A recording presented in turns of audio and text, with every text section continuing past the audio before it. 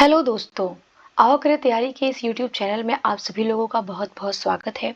दोस्तों, आज की जो हमारी क्लास है इसमें हम करने वाले हैं सामान्य अध्ययन का जो रैपिड फायर आता है। दोस्तों, ये जो रैपिड फायर है सामान्य अध्ययन का, इसमें दोस्तों 25,000 प्लस फैक्ट्स दिए होते हैं जो कि ये प्रीवियस ईयर क्वेश्चंस ही होते हैं। ठीक है, ये प्रीवियस ईयर क्वेश्चंस ही होते हैं जो वन लाइनर फॉर्म में ये दिए हुए होते हैं। तो बेसिकली यहाँ पे क्या करते हैं कि जो भी प्रीवियस ईयर क्वेश्चंस है उनको हम यहाँ पे डिस्कस करते हैं दोस्तों। और ये जो रैपिड फायर सीरीज़ है यूथ पब्लिकेशन की, इसमें जितने भी क्वेश्चंस पूछे गए हैं दोस्तों, ये यूपी से संबंधित, यूपी उत्तर प्रदेश राज्य से संबंधित जो भी एग्ज़ाम्स हैं, जैसे यहाँ पे आप देख लीजिए, जैसे आपका यूपी पीसीएस हो गया, यूपी पीसीएस का आरओ एआरओ हो गया, या फिर वहाँ का कोई जुडिशरी का एग्ज़ाम हो गया, जीआईसी का एग्ज़ाम हो गया, जितने भी एग्ज़ाम्स हैं उसमें जो भी प्रश्न पूछे गए हैं, जो प्रीवियस ईयर प्रश्न होते हैं, उनका यहाँ पे वन लाइनर फॉर्म में दिया होता है, उसको हम यहाँ पे डिस्कस करते हैं। दोस्तों, इससे संबंधित हमारी यहाँ पे हिस्ट्री की क्लासेस आ चुकी हैं। हिस्ट्री में हमने रैपिड फायर को वन लाइनर एंशिएंट इंडिया को ख़त्म कर दिया है, वो भी एक वीडियो में। जिन लोगों ने उसको नहीं देखा है प्लीज़ वो चैनल पे विजिट करें और वीडियो को देखें। डेफिनेटली ये क्लास जो है वो आपको बहुत हेल्प करने वाली है। इसी उद्देश्य से बनाया गया है कि आप जो है बहुत कम टाइम में जो भी आपके प्रीवियस ईयर क्वेश्चंस हैं आप उसको जल्दी से रिवीजन कर लें। ठीक है, तो आप इस वीडियो को एक बार दो बार देखेंगे तो जो भी प्रीवियस ईयर प्रश्न हैं वो आपके तैयार हो जाएंगे। और इससे ये होगा कि जो भी आप एग्ज़ाम दे रहे होंगे उसमें आपके अगर प्रीवियस ईयर से संबंधित कोई चीज़ें पूछ ली गई हैं तो वहाँ पे चांसेस ये कम हो जाएगा कि आप उस प्रश्न को गलत करके आएँ। ठीक है, तो इसी उद्देश्य से दोस्तों इस सीरीज़ को लाया गया है। और हम आज की जो हमारी क्लास है इसमें हम कंप्लीट करेंगे। ध्यान रखिएगा, आज की क्लास में हम देखने वाले हैं Indian constitution and polity. Indian constitution and polity से संबंधित जितने भी वन लाइनर फैक्ट्स हैं जो कि प्रीवियस ईयर क्वेश्चंस ही हैं उनको हम आज डिस्कस करेंगे। तो अगर वीडियो आपको पसंद आए, हेल्पफुल लगे, तो प्लीज़ आप मेरे चैनल को सब्सक्राइब करिए, मेरे वीडियोस को लाइक करिए और ज़्यादा से ज़्यादा इसको शेयर करिए। दोस्तों, इससे होता क्या है कि अगर आप वीडियोस को लाइक करते हैं, शेयर करते हैं, या किसी और प्रकार का उसमें सुधार देखना चाहते हैं, अगर आप कमेंट करते हैं, उससे जो क्लास पढ़ा रहा है, जो मैं आपके लिए जो वीडियो बना रही हूँ, इससे मुझे एक मोटिवेशन मिलता है। और मोटिवेशन मिलने से दोस्तों मैं इस काम को और अच्छे तरीके से कर पाती हूँ। तो प्लीज़ आप मुझे सपोर्ट करिए। हम आपसे यही उम्मीद करते हैं कि आप मुझे सपोर्ट करिए और मैं भी आपके लिए जो भी आपके एग्ज़ाम के दृष्टि से महत्वपूर्ण चीज़ें हैं उनको मैं लाने की यहाँ पे पूरी कोशिश करूँगी। तो चलिए फिर बिना समय गवाए हम जो है देखते हैं कि भारतीय संविधान से संबंधित जो भी प्रश्न आपके एग्जाम में पूछे गए हैं, जो भी प्रीवियस ईयर क्वेश्चंस हैं, उनको हम आज यहाँ पे देखने वाले हैं। तो देखिए, ये है आपका भारतीय संविधान एवं राज्य व्यवस्था। ठीक है, इसको थोड़ा सा बड़ा कर देते हैं। तो ये दोस्तों इंडियन कॉन्स्टिट्यूशन एंड पॉलिटी, इससे संबंधित आपके बहुत ही प्रश्न जो है एग्जाम में आते हैं। और इसके जो क्वेश्चंस होते हैं दोस्तों बहुत टफ क्वेश्चंस नहीं होते हैं, बेसिकली थोड़े फैक्चुअल क्वेश्चंस होते हैं, लेकिन वो आपके एग्जाम के लिए बहुत ही इंपॉर्टेंट होते हैं। क्योंकि कोई भी आप एग्जाम देंगे, जैसे अगर आप यूपी पीसीएस का ही एग्जाम दे रहे हैं तो इसमें दोस्तों ये अपना मेजर पोर्शन इसमें इनका आता है, ये ध्यान रखिएगा। 18 से 20 क्वेश्चंस आपके एग्जाम में एक एवरेज हम देखें तो पूछा जाता है। इस वजह से ये जो सेक्शन है आपका पॉलिटी, ये इंपॉर्टेंट हो जाता है। तो हम जल्दी से यहाँ पे सारे प्रश्नों को फटाफट देख लेते हैं। ठीक है, देखिए यहाँ पे पहला जो पॉइंट है दोस्तों कि भारत की संविधान सभा का, ध्यान रखिए किसका, संविधान सभा का परामर्शदाता कौन था। जो संविधान सभा का गठन किया गया था, ये किसके किसके परामर्श पे इसका गठन किया गया था, किसने इसको इसके जो परामर्शदाता थे वो कौन थे। तो ध्यान रखिएगा वो थे श्री बी एन राव। कौन थे दोस्तों? श्री बी एन राव इसके परामर्शदाता थे। ठीक है, नेक्स्ट पॉइंट है दोस्तों इसमें कि अधिनियम जिसके द्वारा ब्रिटिश संसद ने चाय और चीन, ध्यान रखिएगा, चाय और चीन के साथ व्यापार को छोड़कर ईस्ट इंडिया कंपनी के साथ व्यापारिक एकाधिकार को समाप्त कर दिया। देखिए होता क्या है कि जब 1813 का जब ये चार्टर एक्ट आता है, ठीक है, ये जब 1800 चार्टर का अधिनियम आता है तो इसमें जो ईस्ट इंडिया कंपनी है, जो कि अंग्रेजों की कंपनी है ईस्ट इंडिया कंपनी, इसका कह दिया जाता है कि आप जो है वो चाय और चीन को छोड़ करके बाकी जो भी आप व्यापार का आपका एकाधिकार था अब आपका समाप्त होता है। मतलब अब आपके साथ और भी जो ब्रिटेन की कंपनियां हैं उनको व्यापार का अधिकार दिया जाएगा, परंतु चाय और चीन के साथ अभी भी आपका एकाधिकार बना रहेगा। अब ये पूर्ण रूप से कब खत्म किया गया तो ये भी ध्यान रखिएगा, ये दोस्तों ये 1833 के चार्टर एक्ट से इसको खत्म किया गया था। ठीक है, कि इंपॉर्टेंट है, इसको ध्यान रखिएगा। नेक्स्ट हम लोग देखते हैं यहाँ पे नेक्स्ट पॉइंट है कि ब्रिटिश भारत 1937 में भारतीय राष्ट्रीय कांग्रेस का मंत्रिमंडल नहीं बना। तो जब ब्रिटिश भारत में 1937 में जो चुनाव हुए थे, उस चुनाव में जो भारतीय राष्ट्रीय कांग्रेस थी उसने कहाँ पे अपना सरकार नहीं बनाया था, तो ध्यान रखिएगा बंगाल और पंजाब में, बंगाल और पंजाब में वो सरकार नहीं बना पाई थी। नेक्स्ट है दोस्तों इसमें पॉइंट कि अधिनियम जिसके द्वारा भारत परिषद इंडिया काउंसिल को समाप्त किया गया था। तो जो भारत परिषद है इसको किस एक्ट से समाप्त किया गया था दोस्तों, इसको भारत सरकार अधिनियम 1935 के एक्ट से समाप्त किया गया था। ठीक है, नेक्स्ट है इसमें पॉइंट कि 1773 के रेगुलेटिंग एक्ट के तहत बंगाल का प्रथम गवर्नर जनरल किसे बनाया गया था। तो जो 1773 में जो रेगुलेटिंग एक्ट आता है, उस रेगुलेटिंग एक्ट के तहत जो बंगाल का, ध्यान रखिएगा, बंगाल का जो प्रथम गवर्नर जनरल बना था दोस्तों वो वॉरेन हेस्टिंग्स बना था। ठीक है, कब बना था, 1774 में। ध्यान रखिएगा 1774 में जो वॉरेन हेस्टिंग्स है ये प्रथम गवर्नर जनरल बनता है, कहाँ का, बंगाल का। नेक्स्ट पॉइंट है इसमें दोस्तों वह एक्ट जिसके द्वारा बंगाल यानी कलकत्ता में उच्चतम न्यायालय की स्थापना किया गया था। तो जो सुप्रीम कोर्ट है, सुप्रीम कोर्ट की स्थापना कलकत्ता में किस एक्ट के तहत किया गया था, तो 1773 के रेगुलेटिंग एक्ट के तहत किया गया था। और इस समय गवर्नर जनरल कौन था, तो वॉरेन हेस्टिंग्स था, इसको हमने देख लिया। नेक्स्ट है यहाँ पे कि हम फिलहाल संविधान निर्मात्री सभा में जाने के निर्णय के अलावा अन्य किसी बात से बंधे नहीं है। ये कथन किसका है ये कथन, तो ये एम.ए. जिन्ना का है। ठीक है दोस्तों, ये मोहम्मद जिन्ना का कथन है। उनका कथन है कि हम फिलहाल संविधान निर्मात्री सभा में जाने के निर्णय के अलावा अन्य किसी बात से बंधे हुए नहीं है। नेक्स्ट है दोस्तों कि भारतीय राजनीतिक प्रणाली को कहा जाता है। तो जो भारतीय राजनीतिक प्रणाली है इसको किस नाम से जाना जाता है दोस्तों, तो इसको अर्ध संघात्मक प्रणाली के नाम से जाना जाता है। ठीक है, अर्ध संघात्मक प्रणाली के नाम से जाना जाता है। हमारी संघात्मक व्यवस्था हमने कहाँ से लिया है, तो ये हमने दोस्तों कनाडा के संविधान से लिया है। ध्यान रखिएगा जो कनाडा का संघात्मक मॉडल है वही भारत ने अपनाया है। नेक्स्ट हम लोग देखते हैं पॉइंट क्या है इसमें कि 1935 के, ध्यान रखिएगा 1935 के अधिनियम के तहत कराए गए विधानसभा चुनाव में कांग्रेस ने पूर्ण बहुमत नहीं प्राप्त किया था। अभी हमने पीछे देखा कहाँ कहाँ पे नहीं मिला था, अभी जस्ट हमने देखा बंगाल और पंजाब में नहीं मिला था। तो ध्यान रखिएगा इसका सही जवाब होगा बंगाल में इसको नहीं मिला था। जो 1935 के अधिनियम के तहत जो चुनाव करवाए गए थे दोस्तों, ये चुनाव कब हुआ था, ध्यान रखिएगा ये 1937 में चुनाव हुआ था। ठीक है, 1937 में चुनाव होता है जिसमें जो कांग्रेस है उसको बंगाल और पंजाब में जो है वो पूर्ण बहुमत प्राप्त नहीं होता है, वहां पे वो अपना मंत्रिमंडल का गठन नहीं कर पाती है। नेक्स्ट है इसमें दोस्तों कि ब्रिटिश सरकार का अधिनियम जिसने पहली बार भारत में शिक्षा के लिए 1 लाख रुपए दिए थे। तो भारत में पहली बार सरकार के द्वारा जो शिक्षा पे खर्च करने की बात किया गया था दोस्तों, वो चार्टर अधिनियम 1813 के तहत किया गया था। इसमें कहा गया पहली बार कि जो ईस्ट इंडिया कंपनी है इसके तरफ से 1 लाख रुपए दिए जाएंगे जो कि शिक्षा में खर्च होंगे। बाद में इसको लेकर के काफी सारा विवाद हो जाता है कि शिक्षा का माध्यम का हो क्या हो, और शिक्षा जो है कैसे उसको शिक्षा को चलाया जाए, किसके द्वारा किसकी जिम्मेदारी होगी, इन सारी चीजों को लेकर के डिबेट हो जाता है थोड़ा सा। तो फिर वो शिक्षा जो है वो काफी समय बाद स्टार्ट होता है। तो ध्यान रखिएगा जो आंग्ल प्राच्य विवाद जुड़ा होता है इसी से संबंधित होता है। तो ये पहली बार शिक्षा के लिए कब 1 लाख रुपए की बात किया गया था, तो चार्टर अधिनियम 1813 के तहत किया गया था। नेक्स्ट पॉइंट है दोस्तों इसमें कि भारतवासियों को अपने देश के प्रशासन में कुछ हिस्सा लेना संभव बनाने वाला अधिनियम है। तो कौन सा ऐसा अधिनियम है जिसके तहत जो भारतीय हैं उनको अपने देश के प्रशासन में पार्टिसिपेशन मिलता है, उनको भागीदारी मिलती है। तो ध्यान रखिएगा ये 1833 का चार्टर एक्ट, ध्यान रखिएगा कौन सा एक्ट है, 1833 का चार्टर एक्ट। और इसी एक्ट के तहत कंपनी का जो पूरा जो विशेषाधिकार था, एकाधिकार था ईस्ट इंडिया कंपनी का, उसको समाप्त कर दिया जाता है। जो चाय और चीन के साथ हमने देखा ना भी बना हुआ था 1813 में, उसको भी यहाँ पे समाप्त कर दिया जाता है। नेक्स्ट पॉइंट है दोस्तों इसमें कि केंद्र में द्विसदनी विधायिका की व्यवस्था किया गया था। तो केंद्र में कहाँ पे, केंद्र में द्विसदनी विधायिका की व्यवस्था 1919 के अधिनियम से किया गया था। किस अधिनियम से किया गया था, 1919 के अधिनियम से किया गया था केंद्र में द्विसदनी विधायिका की व्यवस्था। नेक्स्ट है दोस्तों कि एक संघीय व्यवस्था और केंद्र में द्वैध शासन भारत में लागू किया गया था। तो भारत में जो केंद्र में द्वैध शासन लागू किया गया था और संघीय व्यवस्था जो लागू किया गया था, ये किस एक्ट के तहत किया गया था, तो ये 1935 के अधिनियम के द्वारा किया गया था। किसके, 1935 के अधिनियम के द्वारा।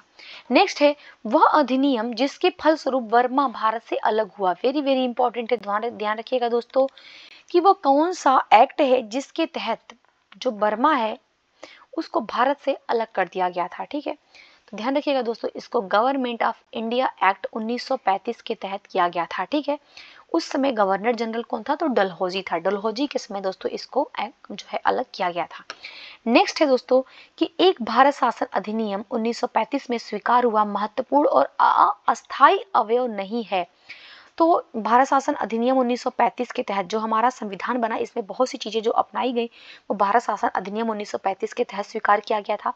लेकिन इसमें ये बात कहीं भी नहीं मेंशन था कि देश के लिए एक लिखित संविधान होगा। ठीक है, देश के लिए एक लिखित संविधान होगा, ये भारत शासन अधिनियम से नहीं लिया गया है। ठीक है, ये जो हमने लिखित संविधान लिया है, भारत का संविधान कैसा एक लिखित संविधान है जो कि हमने अमेरिका से लिया था। सबसे पहले जो संविधान बना था वो अमेरिका का बना था लिखित संविधान, उसी से हमने जो इसको लिया था। नेक्स्ट है इसमें दोस्तों कि भारत में स्थानीय स्वायत्त शासन का जनक माना जाता है। भारत में जो स्थानीय स्वायत्त शासन का जनक माना जाता है दोस्तों वो लॉर्ड रिपन को माना जाता है। ठीक है, स्थानीय शासन का जनक लॉर्ड रिपन को माना जाता है। नेक्स्ट है भारतीय संविधान के बृहद होने का कारण क्या है? जो भारतीय संविधान है, एक तो हमने देखा जो भारतीय संविधान की विशेषता है कि ये एक लिखित संविधान है। लिखित संविधान के होते साथ साथ दोस्तों ये एक बहुत बड़ा संविधान है। तो क्या कारण है?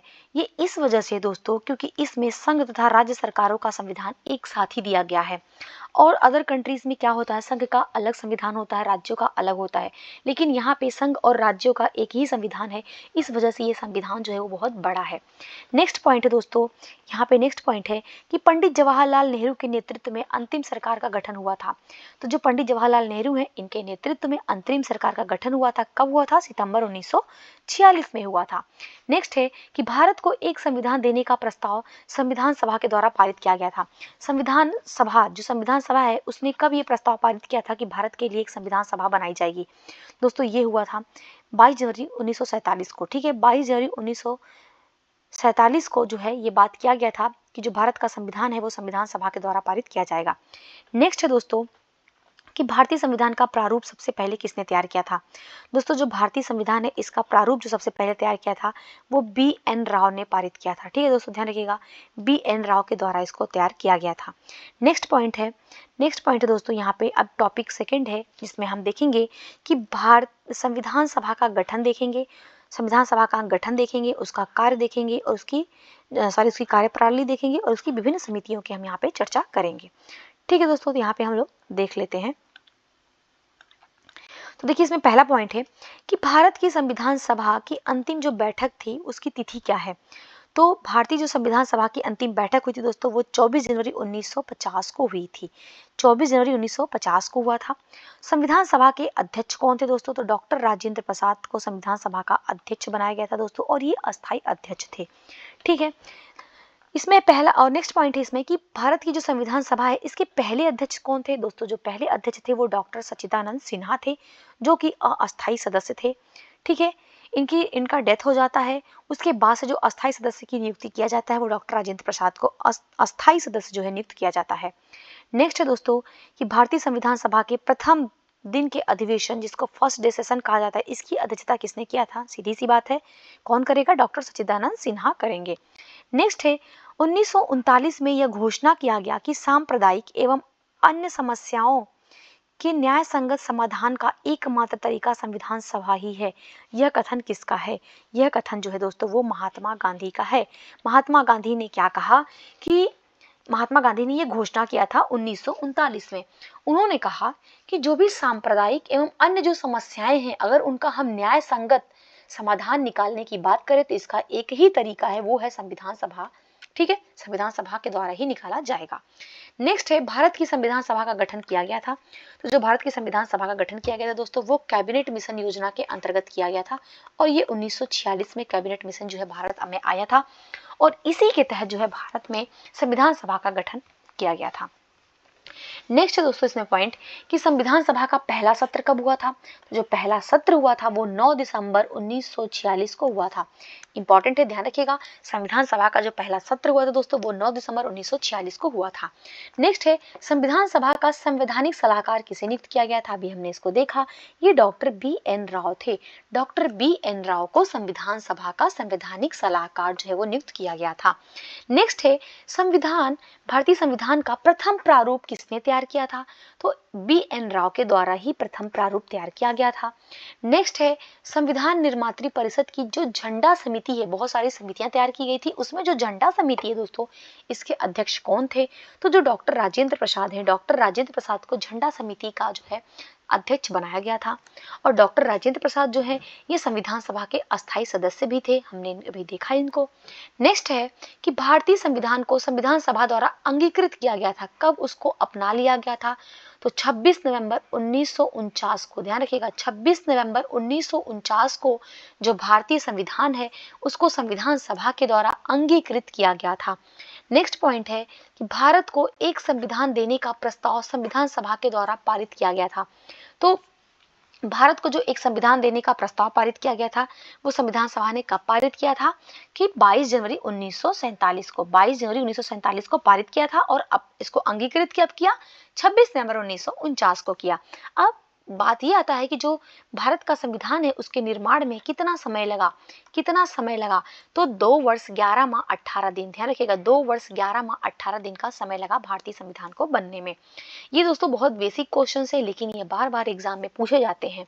नेक्स्ट हम लोग देखते हैं भारतीय संविधान के विषय में यह कथन है कि जो भारतीय संविधान है वो अधिक कठोर तथा अधिक लचीले के मध्य एक अच्छा संतुलन स्थापित करता है।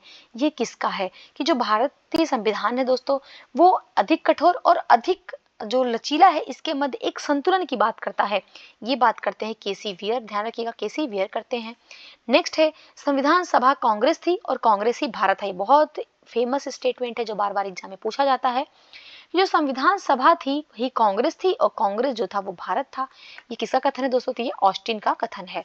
नेक्स्ट है भारतीय संविधान में जो महिला सदस्य थी, महिला सदस्यों की संख्या कितनी थी, तो ध्यान रखिएगा टोटल 15 महिला सदस्य थी। जब भारतीय संविधान सभा का गठन किया गया उस समय कितनी महिलाएं उसमें शामिल हुई थी, तो 15 महिलाएं उसमें शामिल हुई थी।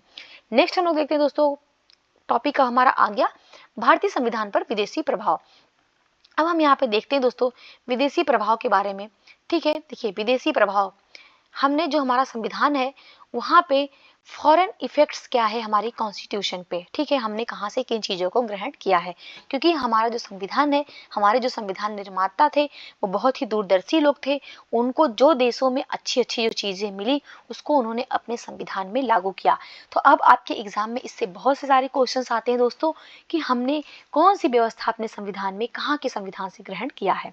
तो यहाँ पे देखिए पहला है स्रोत, जैसे हमने आयरलैंड का जो संविधान है, आयरलैंड के संविधान से क्या लिया है दोस्तों, हमने आयरलैंड के संविधान से राज्य के नीति निर्देशक तत्वों को लिया है। ठीक है, ये डीपीएसपी को लिया है दोस्तों, directive principles of state policy जो हमने लिया है दोस्तों, ये आयरलैंड के संविधान में लिया है।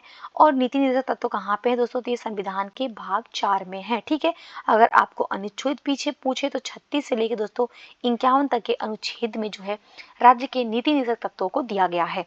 नेक्स्ट है जर्मनी के संविधान से क्या लिया है, तो ध्यान रखिएगा दोस्तों जर्मनी के संविधान से हमने आपात उपबंध की बात किया है। ठीक है, हमने आपात उपबंध लिया है दोस्तों, ये हमारे संविधान के भाग 18 में है। ठीक है, वहां से हमने जो है आपात उपबंध को ग्रहण किया है। नेक्स्ट है दोस्तों संयुक्त राज्य अमेरिका के संविधान से हमने क्या लिया है, तो जो हमारा वित्तीय आपात है, वित्तीय आपातकाल है दोस्तों, वित्तीय आपातकाल को हमने कहाँ से लिया है, ये अनुच्छेद 360 में है। ध्यान रखिएगा दोस्तों ये अनुच्छेद 360 में वित्तीय आपातकाल है और ये हमने जो है संयुक्त राज्य अमेरिका के संविधान से लिया है। क्या अभी तक भारत में वित्तीय आपातकाल एक बार भी लागू हुआ है, तो जी नहीं, आपको ध्यान रखना है अभी तक भारत में एक बार भी जो है वो वित्तीय आपातकाल लागू नहीं किया गया है। नेक्स्ट है इसमें कि हमने ब्रिटेन के संविधान से क्या लिया है, तो हमने ब्रिटेन के संविधान से दोस्तों संसदीय व्यवस्था लिया है, जो हमारी पार्लियामेंट्री सिस्टम है ये हमने कहाँ से लिया है दोस्तों, तो ये हमने ब्रिटेन के संविधान से लिया है। नेक्स्ट पॉइंट हम लोग देखते हैं क्या है, नेक्स्ट पॉइंट है भारतीय संविधान के अनुसार जो अवशिष्ट शक्तियां हैं ये अवशिष्ट शक्तियां किस में निहित है? तो ये केंद्र में निहित है। ये हमने कहाँ के संविधान से लिया है?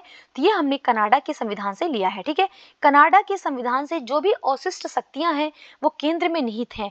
ये हमने कनाडा के संविधान से लिया है और कनाडा के संविधान पे ही जो हमारा भारतीय संघीय मॉडल है ये कनाडा के संविधान पे ही आधारित है।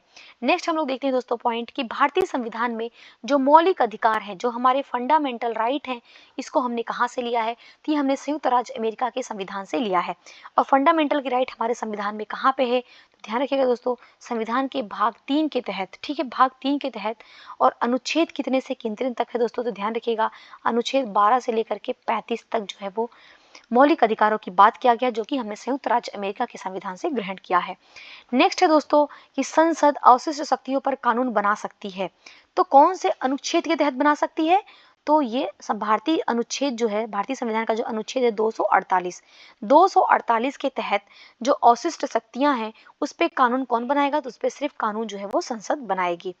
नेक्स्ट हम लोग देखते हैं दोस्तों कि भारतीय संविधान में राज्य के नीति निषेध तत्वों को लिया गया है। हमने कहाँ से लिया? तो हमने ये आयरलैंड के संविधान से लिया है, इसको हमने देखा, जो कि भाग 4 में अनुच्छेद 36 से लेकर 51 के तहत दिया हुआ है। नेक्स्ट है भारत की जो संघात्मक व्यवस्था है ये प्रभावित है कहाँ से? तो ये कर्नाटक के संविधान से लिया गया है, जिसको हमने देख लिया। नेक्स्ट है भारतीय संविधान में जो मौलिक कर्तव्य हैं, मौलिक कर्तव्य, इनका विचार कहाँ से लिया है दोस्तों? तो ये इंपॉर्टेंट है, ध्यान रखिएगा। मौलिक कर्तव्यों को हमने रूस के संविधान से लिया है। कहाँ से लिया है दोस्तों? तो हमने रूस के संविधान से मौलिक कर्तव्यों को लिया है। ठीक है, मौलिक कर्तव्य हमारे संविधान में कहाँ है? तो ये भाग 4 का के तहत है। भाग 4 का के तहत दोस्तों जो है मौलिक कर्तव्य दिए गए हैं। नेक्स्ट है वह देश जहां राष्ट्रपति और प्रधानमंत्री राज्य की प्रमुख प्रतिकृति हैं। तो जहां पे दोस्तों राष्ट्रपति और प्रधानमंत्री दोनों ही राज्य की जो है प्रमुख प्रतिकृति हैं, ये ब्रिटेन के संविधान में है। ठीक है, कहाँ के संविधान में? ब्रिटेन के संविधान से लिया गया है। ठीक है, नेक्स्ट देखते हैं हम लोग पॉइंट क्या है कि भारत में संघ राज्य संबंध में समानता पाई जाती है। तो हमारे जो संघ राज्य संबंध है दोस्तों उनमें समानता पाई जाती है। तो ये कनाडा के संविधान में है। हमारा जो संघ राज्य संबंध है कनाडा के संविधान पर आधारित है और ये भारत सरकार अधिनियम 1935 से लिया गया है। ठीक है, कहाँ से लिया गया है? भारत सरकार अधिनियम 1935 से ये लिया गया है। अब हमारा दोस्तों यहाँ पे नेक्स्ट टॉपिक आ रहा है, जिसको हम देख लेते हैं।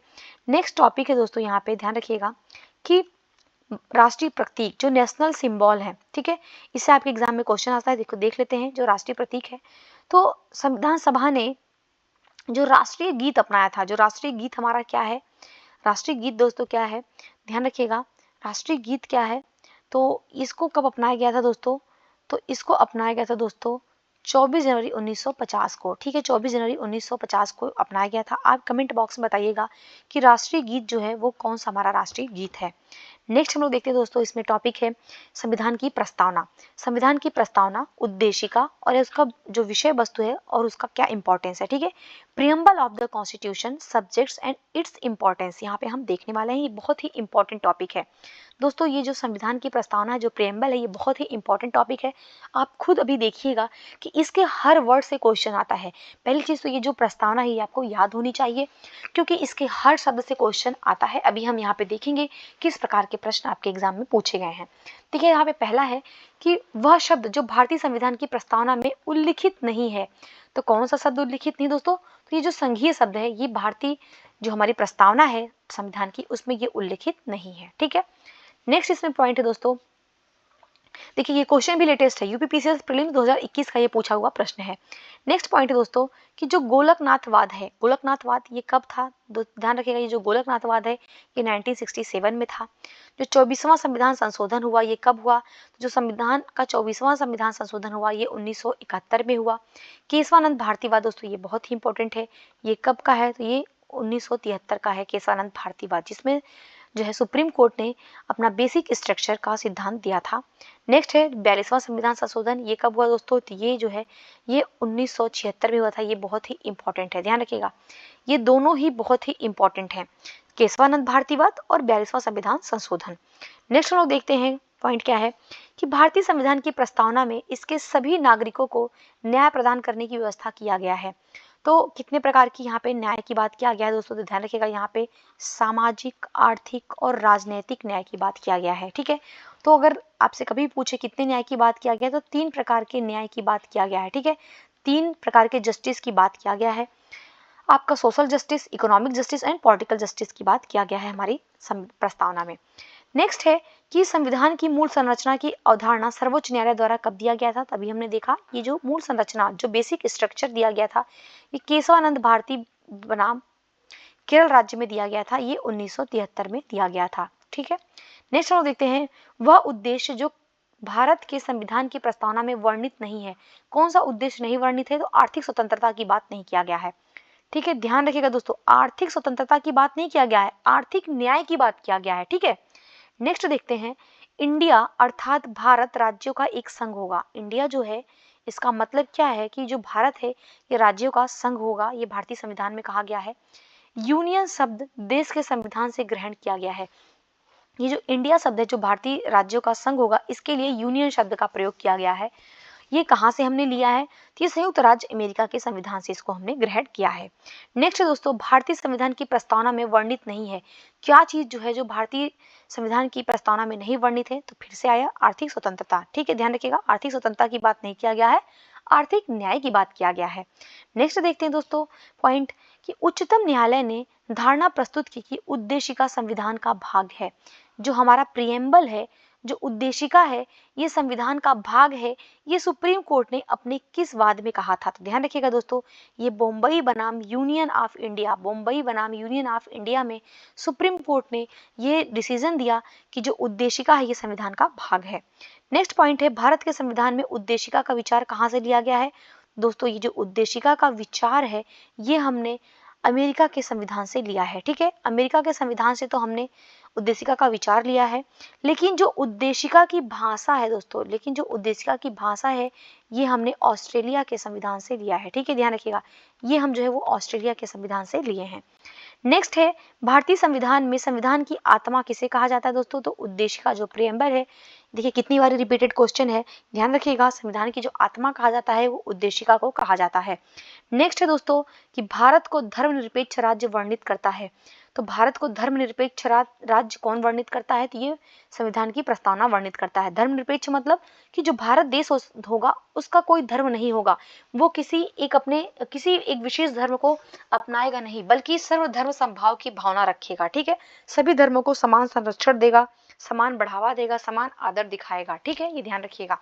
नेक्स्ट है कि भारत के संदर्भ में धर्मनिरपेक्ष जो शब्द है इसका सही भाव कौन व्यक्त करता है? तो जो भारत का संदर्भ में धर्मनिरपेक्ष शब्द है दोस्तों, इसका मतलब है कि भारत का जो है कोई धर्म नहीं होगा। नेक्स्ट है भारतीय संविधान के उद्देश्य को प्रतिबिंबित करता है। तो जो भारतीय संविधान के जो उद्देश्य हैं उसको कौन प्रतिबिंबित करता है दोस्तों? तो ये जो हमारा कॉन्स्टिट्यूशन का प्रिएम्बल है, जो प्रस्तावना है, ये करता है। प्रस्तावना क्या है? बेसिकली ये हमारे संविधान का एक परिचय पत्र है। ध्यान रखिएगा दोस्तों, ये क्या है? एक परिचय पत्र है। ठीक है, मतलब कि जो संविधान में बात किया जा रहा है उसकी परिचय करा रहा है। यहाँ पे जो हमारे जो संविधान निर्माता थे, हमारे संविधान का जो आदर्श है, इन आदर्शों को दिखाता है कौन? तो हमारे संविधान की प्रस्तावना। नेक्स्ट है दोस्तों कि भारतीय संविधान की प्रस्तावना का भाग नहीं है। तो दोस्तों जो भारतीय संविधान की प्रस्तावना है इसका भाग क्या है? तो राजनीतिक जो है इसका भाग नहीं है। ठीक है, नेक्स्ट है भारतीय संविधान की प्रस्तावना में उल्लिखित नहीं है। क्या चीजों का उल्लेख नहीं किया गया है? तो यहाँ पे दोस्तों ध्यान रखिएगा, धार्मिक न्याय जो है इसकी बात नहीं किया गया है। ठीक है, नेक्स्ट है दोस्तों कि भारतीय संविधान का दर्शन नहीं है। भारतीय संविधान का दर्शन क्या नहीं है दोस्तों? साम्यवादी दर्शन नहीं है। ठीक है, हमारा जो दर्शन है वो है समाजवादी दर्शन। कैसा दोस्तों? ये समाजवादी दर्शन की बात करता है, जो कि मार्क्सवादी और गांधीवादी विचारधारा से मिला हुआ है और ये नेहरूवाद की तरफ झुका हुआ है। मतलब यहाँ पे क्या होगा कि यहाँ पे दोस्तों कि जो भी पब्लिक प्रॉपर्टीज हैं उनको बढ़ावा दिया जाएगा, साथ ही साथ जो प्राइवेट प्रॉपर्टीज हैं, जो निजी उद्योग वगैरह हैं, उनको भी सरकार के द्वारा समर्थन दिया जाएगा। ठीक है, तो हमारा जो दर्शन है दोस्तों वो समाजवादी है। नेक्स्ट पॉइंट, भारत में संविधान की प्रस्तावना का भाग नहीं है। तो ये जो योजनाबद्ध विकास है ये संविधान की प्रस्तावना का भाग नहीं है। ठीक है दोस्तों, देखिए आपके क्वेश्चन में बहुत बार पूछा गया है न्याय। तो संविधान में जो आपकी प्रस्तावना है इसमें कितने प्रकार के न्याय की बात किया गया दोस्तों? यहाँ पे 5 प्रकार के न्याय की बात किया गया है। ठीक है, अब ये 5 प्रकार के न्याय कौन कौन से हैं आप ये कमेंट बॉक्स में बताइएगा। ठीक है, चलिए नेक्स्ट हम लोग देखते हैं। नेक्स्ट टॉपिक है दोस्तों इसका 6 टॉपिक, जिसको हम लोग देख लेते हैं। तो 6 टॉपिक है दोस्तों कि सिक्स टॉपिक है कि संविधान के जो भी अनुच्छेद हैं, अनुसूचियां हैं और उसके विभिन्न भाग हैं, articles, schedules, parts of the constitution को हम देखने वाले हैं। दोस्तों यहाँ पे हम लोग देख लेते हैं कि राजभाषा, राजभाषा जो है ये संविधान के किस भाग में है, तो ध्यान रखिएगा जो राजभाषा है ये संविधान के भाग 17 में दिया हुआ है। संघ राज्य क्षेत्र जो है ये संविधान के भाग 8 में दिया हुआ है। अनुसूचित जाति एवं जनजाति जो क्षेत्र है दोस्तों ये संविधान के भाग 10 में है। अधिकृत जो ट्रिब्यूनल है दोस्तों ये संविधान के भाग 14 का के तहत दिए हुए हैं। नेक्स्ट पॉइंट है दोस्तों कि भारतीय संविधान का अनुच्छेद जो एक संघ लोक सेवा आयोग तथा प्रत्येक राज्य के लिए एक लोक सेवा आयोग हेतु प्रावधान करता है, ये किसमें है दोस्तों, तो ध्यान रखिएगा ये अनुच्छेद 315 के तहत है। ठीक है, ये यूपीएससी की बात कर रहा है। यूपीएससी एक जो संघ लोक सेवा आयोग है या फिर राज्य के लिए जो स्टेट पीसीएस की बात करता है दोस्तों, स्टेट पीसीएस की बात करता है, ये अनुच्छेद 315 के तहत इसका जो है किया गया है और ये कैसी बॉडी है, तो ये कॉन्स्टिट्यूशनल बॉडी है। नेक्स्ट हम लोग देखते हैं कि कौन सा सही सुमेलित है दोस्तों, तो ध्यान रखिएगा जो संविधान का भाग 15 है, भाग 15 में क्या है दोस्तों, ध्यान रखिएगा भाग 15 जो है ये निर्वाचन से संबंधित है। ठीक है, संविधान का दोस्तों जो भाग 17 है अभी हमने देखा ये राजभाषा से संबंधित है। ठीक है, संविधान का दोस्तों जो भाग 18 है ये आपात उपबंध से संबंधित है, जिसको हमने आपात उपबंध को कहाँ से लिया है, तो हमने दोस्तों इसको जर्मनी के संविधान से ग्रहण किया है। ठीक है, जर्मनी के संविधान से दोस्तों इसको ग्रहण किया है आपात उपबंधों को, जो कि संविधान के भाग 18 में दिया हुआ है।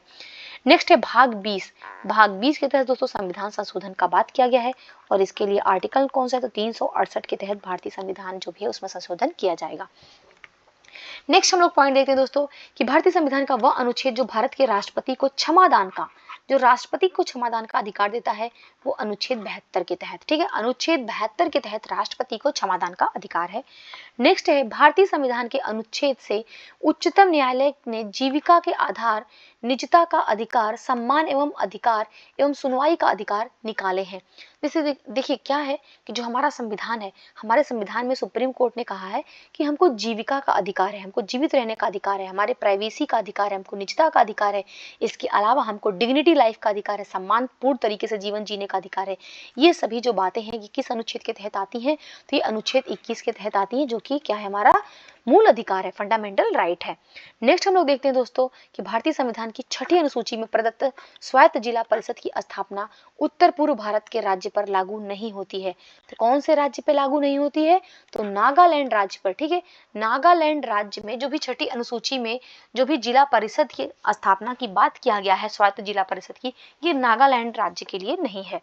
नेक्स्ट हम लोग देखते हैं दोस्तों, नेक्स्ट है सामूहिक उत्तरदायित्व के सिद्धांत का प्रतिपादन भारतीय संविधान के किस अनुच्छेद में संहिताबद्ध किया गया है। तो जो सामूहिक उत्तरदायित्व है, ठीक है, सामूहिक उत्तरदायित्व का मतलब क्या है कि जो हमारी विधायिका है दोस्तों, जो हमारी विधायिका है ये लोकसभा के प्रति उत्तरदायी होती है। ठीक है, लोकसभा के प्रति उत्तरदायी होती है। अगर विधायिका का कोई भी मंत्री या प्रधानमंत्री अगर त्यागपत्र दे रहा है तो पूरी की पूरी मंत्रिपरिषद जो है दोस्तों, पूरा का पूरा जो मंत्रिपरिषद है वो समाप्त हो जाएगा। ठीक है, ये किस अनुच्छेद में कहा गया है दोस्तों, ये अनुच्छेद 75(3) के तहत ये बात कहा गया है। नेक्स्ट है अनुच्छेद जो जीवन और व्यक्तिगत स्वतंत्रता के संरक्षण से संबंधित है। तो जीवन और व्यक्तिगत स्वतंत्रता की बात कहाँ पे किया गया, अनुच्छेद 21 के तहत किया गया है। नेक्स्ट देखते हैं वह अनुच्छेद जिसमें निर्वाचन आयोग का प्रावधान है। निर्वाचन आयोग का प्रावधान दोस्तों कहाँ पे है, तो ये अनुच्छेद 324 के तहत है। ठीक है, और पूछे भाग कौन सा है दोस्तों, तो ये भाग 15 के तहत जो है निर्वाचन आयोग की बात किया गया है। नेक्स्ट है कि भारत के संविधान की वह अनुसूची जिसमें दल बदल विरोधी अधिनियम, ठीक है, दल बदल विरोधी अधिनियम कहाँ पे दोस्तों, ध्यान रखिएगा ये 10वीं अनुसूची में दिया गया है। ठीक है, और ये 52वां संविधान संशोधन है। ठीक है, 52वां कॉन्स्टिट्यूशनल अमेंडमेंट है जिसके तहत दल बदल विरोधी अधिनियम को जोड़ा गया था और ये हमारी कौन सी सूची में है, तो ये 10वीं अनुसूची में है। नेक्स्ट है भारत के संविधान में भाग 9A में क्षेत्र की स्थानीय स्वशासन की इकाइयों को संवैधानिक अधिकार प्रदान किया गया। तो ध्यान रखिएगा दोस्तों, ये जो भारत का जो संविधान का भाग 9 है दोस्तों, जो भाग 9 है ये पंचायती राज से जुड़ा है। ठीक है दोस्तों, ये पंचायती राज इंस्टीट्यूशन से जुड़ा है और इसमें दोस्तों जो 9A है दोस्तों, इसका भाग जो 9A है ये शहरी क्षेत्रों के निकाय से जुड़ा हुआ है। ठीक है, म्यूनिसिपैलिटी से जुड़ा हुआ है। नेक्स्ट है संविधान का वह अनुच्छेद जिसके अंतर्गत संसद के दोनों सदनों के संयुक्त अधिवेशन का प्रावधान है। तो अनुच्छेद 108 वेरी वेरी इंपॉर्टेंट है दोस्तों। इसका मतलब ये है कि जो कानून बनाने की शक्ति है दोस्तों वो संसद को है। संसद में हम देखते हैं संसद के जो भाग होते हैं, संसद के कितने भाग होते हैं तो ये तो पता है आप लोग को कि एक तो लोकसभा होता है, राज्यसभा होता है और राष्ट्रपति होता है। तो कोई भी जो दोस्तों कानून बनाया जाता है वो लोकसभा के द्वारा या राज्यसभा के द्वारा जो भी कानून बनाया जाएगा, अगर लोकसभा उसको स्टार्ट करती है तो राज्यसभा में जाएगा, राज्यसभा अगर उसको सहमति दे देगी तो फिर वो दोस्तों राष्ट्रपति के पास जाएगा, राष्ट्रपति उसको साइन करेगा तो वो जो है कोई भी जो बिल है दोस्तों वो एक्ट बन जाएगा। ठीक है। अब यहाँ पे अगर उनमें कोई गतिरोध है, अगर उनमें कोई सा डिस्प्यूट हो गया है तो इसके लिए हमारे संविधान में एक संयुक्त अधिवेशन बुलाने का प्रावधान है कि अगर हम दोनों सदनों को एक साथ बुला सकते हैं, ज्वाइंट सिटिंग कराएंगे और जो भी बिल है उसको हम पास कराने की कोशिश करेंगे। तो ये किस अनुच्छेद के तहत है दोस्तों? तो ये 108 के तहत है। ये जो ज्वाइंट सिटिंग है इसको कौन बुलाता है दोस्तों? तो इसको जो बुलाता है वो राष्ट्रपति बुलाता है और इसकी अध्यक्षता कौन करता है? तो प्रधानमंत्री इसकी अध्यक्षता करता है। नेक्स्ट देखते हैं दोस्तों कि भारत के संविधान की अनुसूची में 3 विविध सूचियों का प्रावधान है।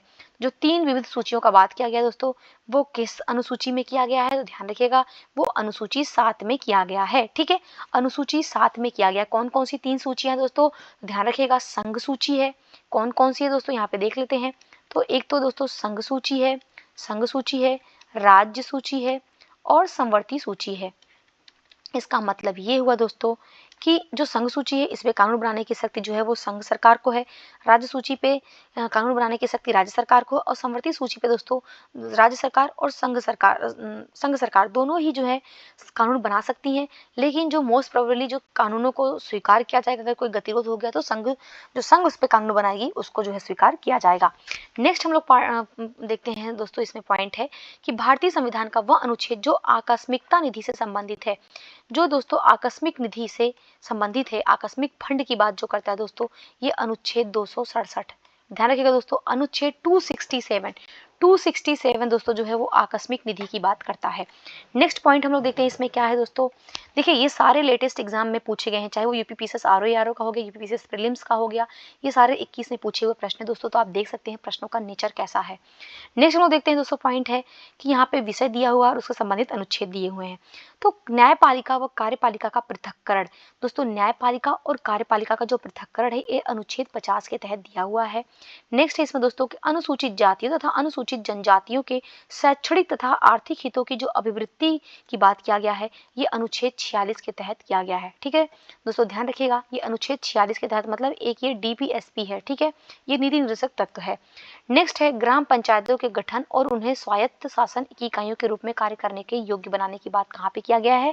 तो ये अनुच्छेद 40 में किया गया है। ठीक है, पंचायत जो ग्राम पंचायत है इसकी बात अनुच्छेद 40 में किया गया है और ये भी डीपीएसपी में है। ठीक है, ये गांधीवादी विचारधारा है।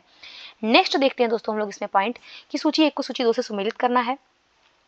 अनुच्छेद 52 में क्या कहा गया है? तो अनुच्छेद 52 कहता है कि भारत का एक राष्ट्रपति होगा। ठीक है, अनुच्छेद 51 क्या कहता है?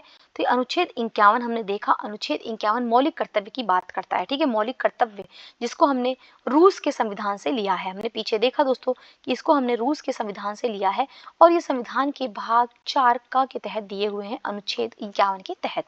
नेक्स्ट है दोस्तों इसमें ध्यान रखिएगा, नेक्स्ट है अनुच्छेद 154। अनुच्छेद 154 जो है दोस्तों वो राज्य की कार्यपालिका शक्ति की बात करता है कि जो राज्य की कार्यपालिका शक्ति है किसमें निहित होगी दोस्तों? ध्यान रखिएगा ये राज्यपाल में निहित होती है। ठीक है, राज्यपाल में। नेक्स्ट दोस्तों अनुच्छेद 165। अनुच्छेद 165 दोस्तों ये राज्य के महाधिवक्ता की बात करता है। ठीक है, राज्य का महाधिवक्ता जो राज्य का सबसे बड़ा जो कानून अधिकारी होता है उसी को महाधिवक्ता कहा जाता है। जो राज्य सरकार की तरफ से जो भी कहीं भी सुनवाई का अधिकार होता है वो महाधिवक्ता को होता है। ये अनुच्छेद 165 के तहत है। नेक्स्ट पॉइंट है दोस्तों कि यहाँ पे बताना है कि कौन सा जो है सही सुमेलित है। तो समानता का अधिकार, समानता का अधिकार हमारे संविधान में कहाँ पे है? तो समानता का अधिकार दोस्तों अनुच्छेद 14 से 18 तक है। ठीक है, ध्यान रखिएगा दोस्तों समानता का अधिकार कहाँ से है? तो अनुच्छेद 14 से अनुच्छेद 18 के अंतर्गत है। शोषण के विरुद्ध अधिकार, शोषण के विरुद्ध के जो अधिकार है वो अनुच्छेद 23 से 24 में है। धार्मिक स्वतंत्रता का अधिकार दोस्तों अनुच्छेद 25 से 28 के बीच में है। सांस्कृतिक व शैक्षणिक स्वतंत्रता का अधिकार दोस्तों अनुच्छेद 29-30 में है। और ये सभी जो अधिकार दिए गए हैं दोस्तों ये मूल अधिकारों की बात करते हैं, फंडामेंटल राइट की बात करते हैं, जो कि संविधान के भाग 3 के तहत ये दिए गए हैं। अगर इनकी आर्टिकल की बात करें दोस्तों तो ये 12 से लेकर के, ध्यान रखिएगा दोस्तों, 12 से लेकर 35 तक अनुच्छेद में मूल अधिकारों की बात किया गया। कितने प्रकार के मूल अधिकार दोस्तों? तो यहाँ पे टोटल जो है वो 6 प्रकार के मूल अधिकारों की बात किया गया है। नेक्स्ट हम लोग पॉइंट देखते हैं दोस्तों। नेक्स्ट पॉइंट है वह अनुच्छेद जो राष्ट्रपति को क्षमादान की शक्ति देता है। अभी हमने देखा अनुच्छेद 72 के तहत राष्ट्रपति दोस्तों जो है वो किसी भी जो दोषी व्यक्ति है जिसको न्यायालय ने दोषी करार दे दिया है उसको क्षमादान कर सकता है। क्या राष्ट्रपति मृत्युदंड को भी क्षमादान कर सकता है? जी दोस्तों बिल्कुल, राष्ट्रपति जो है वो मृत्युदंड को भी क्षमा कर सकता है। ठीक है, क्षमादान की शक्ति और किसको है? ध्यान रखिएगा, क्षमादान की शक्ति जो है वो राज्यपाल को भी है, लेकिन राज्यपाल दोस्तों जो है वो मृत्युदंड को क्षमा नहीं कर सकता है। ठीक है, चलिए नेक्स्ट देखते हैं हम लोग। भारतीय संविधान में संघ राज्य संबंध है, तो जो संघ राज्य संबंधों की बात किया गया है दोस्तों, ये कहाँ से लिया गया है? ये कनाडा के संविधान से हमने इसको लिया है और ये संविधान के भाग 11 में दिया हुआ है। ठीक है, नेक्स्ट है भारत के संविधान में त्रिस्तरीय पंचायत की व्यवस्था है। त्रिस्तरीय पंचायत की व्यवस्था है दोस्तों, कहाँ पे है?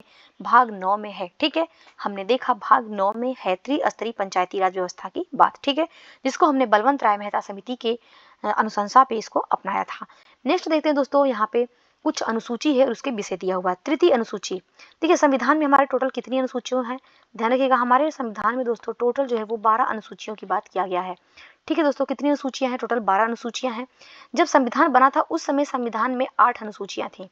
उस समय दोस्तों संविधान में जो है वो 8 अनुसूचियां थी, लेकिन वर्तमान में 12 अनुसूचियां हैं। ठीक है, देखिए यहाँ पे पहली अनुसूची क्या है?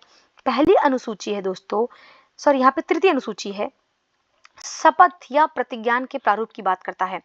प्रथम अनुसूची में क्या है कि जो भी हमारा भारत के राज्य और उसके जो भी केंद्र शासित प्रदेश हैं उनकी बात करता है। दूसरी अनुसूची दोस्तों है, दूसरी अनुसूची में जो भी संवैधानिक पद हैं उनकी बात किया जाता है। और तृतीय अनुसूची में जो वो संवैधानिक पद हैं, जैसे हमने देखा अभी, जैसे राष्ट्रपति हो गए, उपराष्ट्रपति हो गए, सुप्रीम कोर्ट के जज हो गया, जैसे सीएजी हो गया, इन सभी लोगों का जो शपथ वगैरह है ये कहाँ पे है? तो ध्यान रखिएगा दोस्तों, ये तृतीय अनुसूची में किया गया है। वेरी इंपॉर्टेंट, चतुर्थ अनुसूची, ध्यान रखिएगा, चतुर्थ अनुसूची में राज्यों और संघ राज्य क्षेत्रों के लिए राज्यसभा में उनके सीटों की आवंटन की बात करता है। जो राज्यसभा में जो सीटें होती हैं उस सीटों में किस राज्य की कितनी सीटें होंगी, किस संघ राज्य की कितनी 6 सीटें होंगी, ये कहाँ पे लिखा गया दोस्तों? तो ये चतुर्थ अनुसूची में लिखा गया है। नेक्स्ट है सातवीं अनुसूची दोस्तों। सातवीं अनुसूची में क्या है? तो संसद और राज्य विधान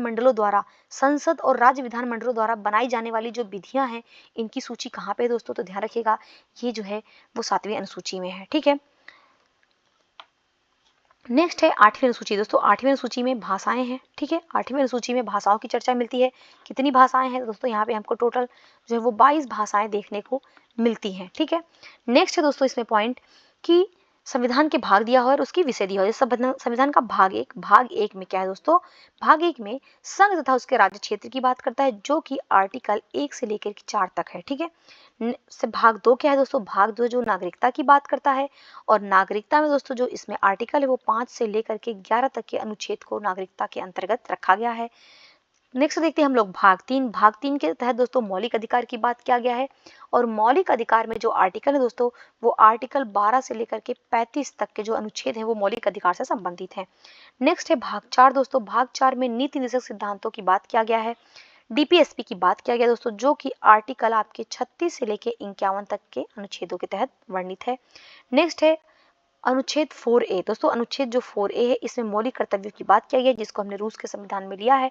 टोटल हमारे संविधान में 10 मौलिक कर्तव्य लिए गए हैं। ठीक है, नेक्स्ट हम लोग देखते हैं दोस्तों पॉइंट इसमें कि भारतीय संविधान का अनुच्छेद जो देवनागरी लिपि में हिंदी को संघ की राजभाषा के रूप में मान्यता देता है, कि कौन सा अनुच्छेद है जिसके तहत ये कहा गया है कि जो देवनागरी लिपि है, जो हमारी हिंदी को जो संघ की राजभाषा के रूप में बात किया गया है, लेकिन उसकी देवनागरी लिपि को थी अनुच्छेद 343 के तहत ये बात किया गया है।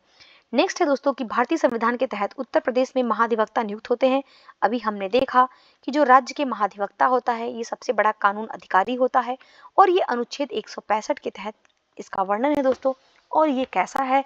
तो ये एक संवैधानिक पद है, इसको आप ध्यान रखिएगा। ठीक है, नेक्स्ट हम लोग देखते हैं दोस्तों। नेक्स्ट है सूची 1 को सूची 2 से सुमेलित करना है। तो यहाँ पे पहला है दोस्तों कि जो सर्वोच्च न्यायालय है उसमें जो तदर्थ न्यायाधीश हैं, तदर्थ न्यायाधीशों की जो नियुक्ति होती है दोस्तों, जो एडॉक जजेस की अपॉइंटमेंट किया जाता है वो किस अनुच्छेद के तहत? तो आर्टिकल 127 के तहत। ठीक है, नेक्स्ट है लोकसभा के जो अध्यक्ष की बात किया गया है, लोकसभा का जो अध्यक्ष है वो आर्टिकल 93 के तहत। नेक्स्ट है संसद के सदनों का जो कार्यकाल होता है दोस्तों, जो संसद के सदनों का जो कार्यकाल होता है, हम देखते हैं इनका कार्य जो है दोस्तों वो 5 वर्षों का होता है, और इनका जो कार्यकाल की बात कहाँ पे किया गया? तो अनुच्छेद 83 के अंतर्गत किया गया है। नेक्स्ट है दोस्तों कि राष्ट्रपति द्वारा संसद के दोनों सदनों का जो विशेष संबोधन होता है, जब भी संसद का सत्र प्रारंभ होता है तो उसमें जो राष्ट्रपति होता है वो दोनों सदनों को संबोधित करता है। ये किस अनुच्छेद के तहत? अनुच्छेद 86 के तहत उसको ये शक्ति प्राप्त है। नेक्स्ट दोस्तों, भारत के संविधान के अंतर्गत प्रशासनिक अधिकरण का संबंध है। प्रशासनिक अधिकरण का संबंध दोस्तों अनुच्छेद 200 जो प्रशासनिक अधिकरण है दोस्तों, ये अनुच्छेद 323 ए के तहत है। 323 ए के तहत है दोस्तों, ध्यान रखिएगा, 323 ए के तहत प्रशासनिक अधिकरण की बात किया गया है।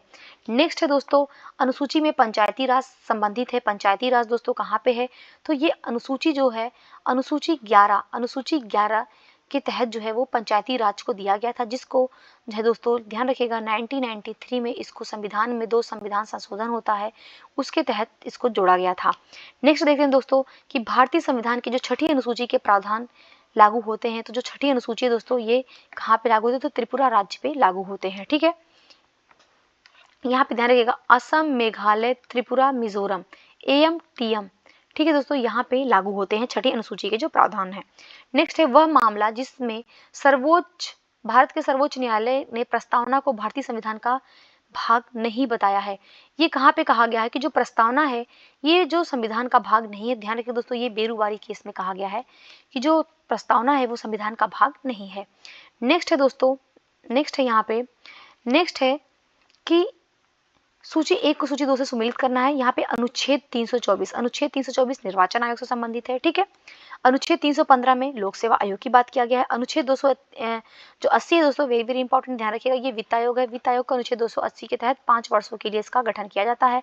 कौन गठन करता है दोस्तों, ध्यान रखिएगा, ये राष्ट्रपति के द्वारा इसका गठन किया जाता है और ये एक संवैधानिक निकाय है। नेक्स्ट है अनुच्छेद 338, ये राष्ट्रीय अनुसूचित जनजाति आयोग की बात करता है, अनुच्छेद 338। ठीक है, चलिए नेक्स्ट देखते हैं हम लोग। भारतीय संविधान में यह कथन है कि विधि के प्राधिकार के बिना ना तो कोई कर लगाया जा सकता है, ना ही एकत्रित किया जा सकता है। ये अनुच्छेद 265 के तहत कहा गया है। अनुच्छेद 265 कहता है कि जो भारतीय संविधान है उसमें आप विधि बना करके ही किसी कर को लगा सकते हैं और उसको एकत्रित कर सकते हैं। नेक्स्ट पॉइंट देखते हैं दोस्तों, इसमें नेक्स्ट पॉइंट है कि भारतीय संविधान में अंतरराष्ट्रीय व्यापार की जो स्वतंत्रता नियमित की गई है। अंतरराष्ट्रीय व्यापार जो हमें करने की स्वतंत्रता मिलती है वो किस अनुच्छेद में मिलती है, तो ध्यान रखिएगा, ये अनुच्छेद 19(1) डी के तहत, अनुच्छेद 301 के तहत एवं 301 से लेकर 307 के द्वारा जो है ये हमें स्वतंत्रता मिलती है अंतरराष्ट्रीय व्यापार की। ठीक है, नेक्स्ट हम लोग देखते हैं कि भारतीय संविधान के अंतर्गत जो अखिल भारतीय सेवाएं हैं इनका प्रावधान कहाँ पे है। यूपीएससी की बात तो अनुच्छेद 312 के तहत किया गया है। नेक्स्ट दोस्तों, लोकसभा में एंग्लो इंडियन समुदाय के लिए आरक्षण का जो प्रावधान किया गया है, जो एंग्लो इंडियन समुदाय है इसके लिए जो आरक्षण की बात किया गया है वो अनुच्छेद 331 के तहत किया गया है। दोस्तों ध्यान रखिएगा, अनुच्छेद 331 के तहत एंग्लो इंडियन जो समुदाय के लोग हैं उनको आरक्षण की बात किया गया है, जिनके लिए लोकसभा में जो है 2 सीटें आरक्षित होती थी, जब वर्तमान में इसको समाप्त कर दिया गया है। नेक्स्ट है दोस्तों कि भारतीय संविधान में राज्य विधानसभाओं में आंग्ल भारतीय समुदाय के लिए जो प्रतिनिधित्व की बात किया गया है वो 333। ध्यान रखिएगा, लोकसभा में पूछे, ये 2 चीजें हैं दोस्तों, इसको ध्यान रखना है। अगर आपको लोकसभा में पूछे तो लोकसभा के लिए अनुच्छेद 331 और अगर राज्य की विधानसभा में पूछे तो अनुच्छेद 333। नेक्स्ट है दोस्तों कि भारतीय संविधान में यह व्यवस्था कि प्रत्येक राज्य शिक्षा के प्राथमिक स्तर पर मातृभाषा में शिक्षा की पर्याप्त सुविधाओं की व्यवस्था करने का प्रयास करेगा। ये अनुच्छेद 350 का के तहत कहा गया है। 350 का ये कहता है कि जो भी आप प्राइमरी लेवल पे शिक्षा देंगे वो शिक्षा जो है आपकी मातृभाषा में होनी चाहिए। अगर तमिलनाडु में हो रहा है तो तमिल में होगा, ठीक है, और अगर उत्तर प्रदेश में हो रहा है तो वो हिंदी में होगा। मतलब जहाँ अगर छत्तीसगढ़ में हो रहा है तो वहाँ पे जो छत्तीसगढ़ी लैंग्वेज है वहाँ पे होगा। मतलब जो भी रीजनल उनकी लैंग्वेज है, रीजनल भाषा है, उसी में मातृभाषा की शिक्षा दी जाएगी। नेक्स्ट है दोस्तों कि भारतीय संविधान में आपात स्थिति की घोषणा संबंधित है तो अनुच्छेद 352। ठीक है, कौन करता है, तो ये राष्ट्रपति करता है। इसको हमने देखा है, राष्ट्रपति के द्वारा इसकी जो है घोषणा किया जाता है और इसको हमने देखा कि इसको हमने जर्मनी के संविधान से इसको ग्रहण किया है और ये भाग 18 के तहत है। भाग 18 के तहत ये है। ठीक है, कितने, तो अनुच्छेद ध्यान रखिएगा, अनुच्छेद 352 से लेकर के 360 तक जो है वो आपातकाल की बात किया गया है हमारे संविधान में। टोटल कितने आपातकाल हैं, तो हम टोटल 3 प्रकार के आपात की बात करते हैं। नेक्स्ट है भारतीय संविधान के प्रावधानों के अंतर्गत संशोधन किया जाता है। तो जो संशोधन है दोस्तों अनुच्छेद 368 के तहत किया जाता है। ठीक है, नेक्स्ट है भारतीय संविधान में विभिन्न राज्यों से संबंधित जो विशिष्ट प्रावधान है इसका उल्लेख कहाँ गया है। तो जो विशिष्ट जो राज्यों को जो एक विशिष्ट राज्य का दर्जा दिया जाता है दोस्तों वो अनुच्छेद 371 के तहत दिया जाता है। नेक्स्ट है दोस्तों कि संविधान के अनुच्छेद 371 के अंतर्गत विशेष प्रावधान किया गया है। विशेष प्रावधान कहाँ पे है, तो ये महाराष्ट्र हो गया और गुजरात राज्य के लिए। ठीक है, महाराष्ट्र और गुजरात राज्य को विशेष राज्य का प्रावधान अनुच्छेद 371 के तहत किया गया है। नेक्स्ट है भारतीय संविधान की अनुसूचियों में राज्यों के नामों की सूची तथा संघ राज्य क्षेत्रों का जो ब्यौरा देती है कौन सी अनुसूची में दोस्तों, तो ध्यान रखिएगा पहली अनुसूची बात करती है कि जो भारतीय संविधान है उसमें कितनी जो है कितने उसके राज्य हैं, उनके राज्य क्षेत्रों का नाम की बात करती है, कितनी अनुसूचियां, इन सभी चीजों की बात करती है। तो ध्यान रखिएगा पहली अनुसूची करती है कि भारत में जो है कितने राज्य और संघ शासित प्रदेश होंगे, इसकी बात। नेक्स्ट है समवर्ती सूची दोस्तों। समवर्ती सूची क्या है, ये आपराधिक मामले से संबंधित है, ठीक है। इसका विषय क्या है समवर्ती सूची का, तो आपराधिक मामले। समवर्ती सूची मतलब दोस्तों ये ऐसी सूची है जिसमें संघ सरकार, ध्यान रखिएगा इसमें दोस्तों जो संघ सरकार है और राज्य सरकार है, ये दोनों ही सरकारें जो है ये कानून बनाने के लिए हकदार होती हैं, ठीक है। नेक्स्ट है यदि भारत संघ के एक नए राज्य का सृजन करना हो तो संविधान में अवश्य संशोधन किया जाना चाहिए। तो अगर आपको नए राज्यों का सृजन करना है या प्रवेश करवाना है तो आपको कहाँ पे संशोधन करना पड़ेगा दोस्तों, आपको पहली अनुसूची में इसके संशोधन करना पड़ेगा, ठीक है। नेक्स्ट है संविधान की चौथी अनुसूची का इसमें क्या है, तो हमने देखा कि जो चौथी अनुसूची है इसमें राज्यसभा में अस्थायी जो स्थानों का आवंटन है, मतलब जो भी राज्य या जो केंद्र शासित प्रदेश है उनका जो राज्यसभा में उनकी कितनी सीटें होंगी, इसका जो पूरा विवरण दिया गया है, इसका जो प्रोसेस है ये चौथी अनुसूची में दिया गया है। नेक्स्ट है भारत के संविधान में राज्य सूची में नहीं है। राज्य सूची में कौन सा सम्मिलित नहीं है दोस्तों, तो ध्यान रखिएगा आपराधिक दंड जो प्रक्रिया है जिसको हम सीआरपीसी कहते हैं, ये दोस्तों राज्य सूची में सम्मिलित नहीं है। नेक्स्ट है विवाह हो गया, विवाह विच्छेद हो गया, गोद लेना हो गया, ये संविधान की 7वीं अनुसूची में सम्मिलित किए गए हैं। तो ध्यान रखिएगा ये समवर्ती सूची के अंतर्गत आते हैं, मतलब इस पे जो है विवाह, जो भी विवाह मैरिज हो गया, जो तलाक होता है, ठीक है, डिवोर्स वगैरह होता है, या अगर आप किसी को गोद ले रहे हैं, इस पे जो कानून बनाने की शक्ति है वो राज्य सरकार और केंद्र सरकार दोनों बना सकती हैं। नेक्स्ट दोस्तों भारतीय संविधान की जो 7वीं अनुसूची है, इसकी अनुसूची जो 3 है समवर्ती सूची, इसमें शामिल क्या है तो दंड प्रक्रिया, ठीक है, ध्यान रखिए कौन सी, दंड प्रक्रिया। नेक्स्ट है सरकारों द्वारा शुल्क एवं कर लगाने का अधिकार कहाँ पे है, जो सरकारें जो है कर और शुल्क लगाएंगी ये 7वीं अनुसूची के तहत दिया गया है, ठीक है। नेक्स्ट है विधायी शक्तियों का केंद्र तथा राज्यों के मध्य वितरण संविधान में कहाँ पे है दोस्तों, तो विधायी शक्तियों का केंद्र तथा राज्यों के मध्य जो वितरण है किसका, विधायी शक्तियों का, ये 7वीं अनुसूची के अंतर्गत है। नेक्स्ट है वे विषय जिन पर केंद्र व राज्य सरकारें दोनों कानून बना सकती हैं, 7वीं अनुसूची के अंतर्गत बना सकती हैं। नेक्स्ट है दोस्तों आर्थिक नियोजन, जो प्लानिंग की बात करते हैं, जो योजना आयोग की बात करते हैं, ये संविधान में कहाँ पे है, तो ये समवर्ती सूची के अंतर्गत है। नेक्स्ट दोस्तों राज्य भूमि सुधार अधिनियमों को संवैधानिक सुरक्षा प्रदान करने हेतु सम्मिलित किया गया है।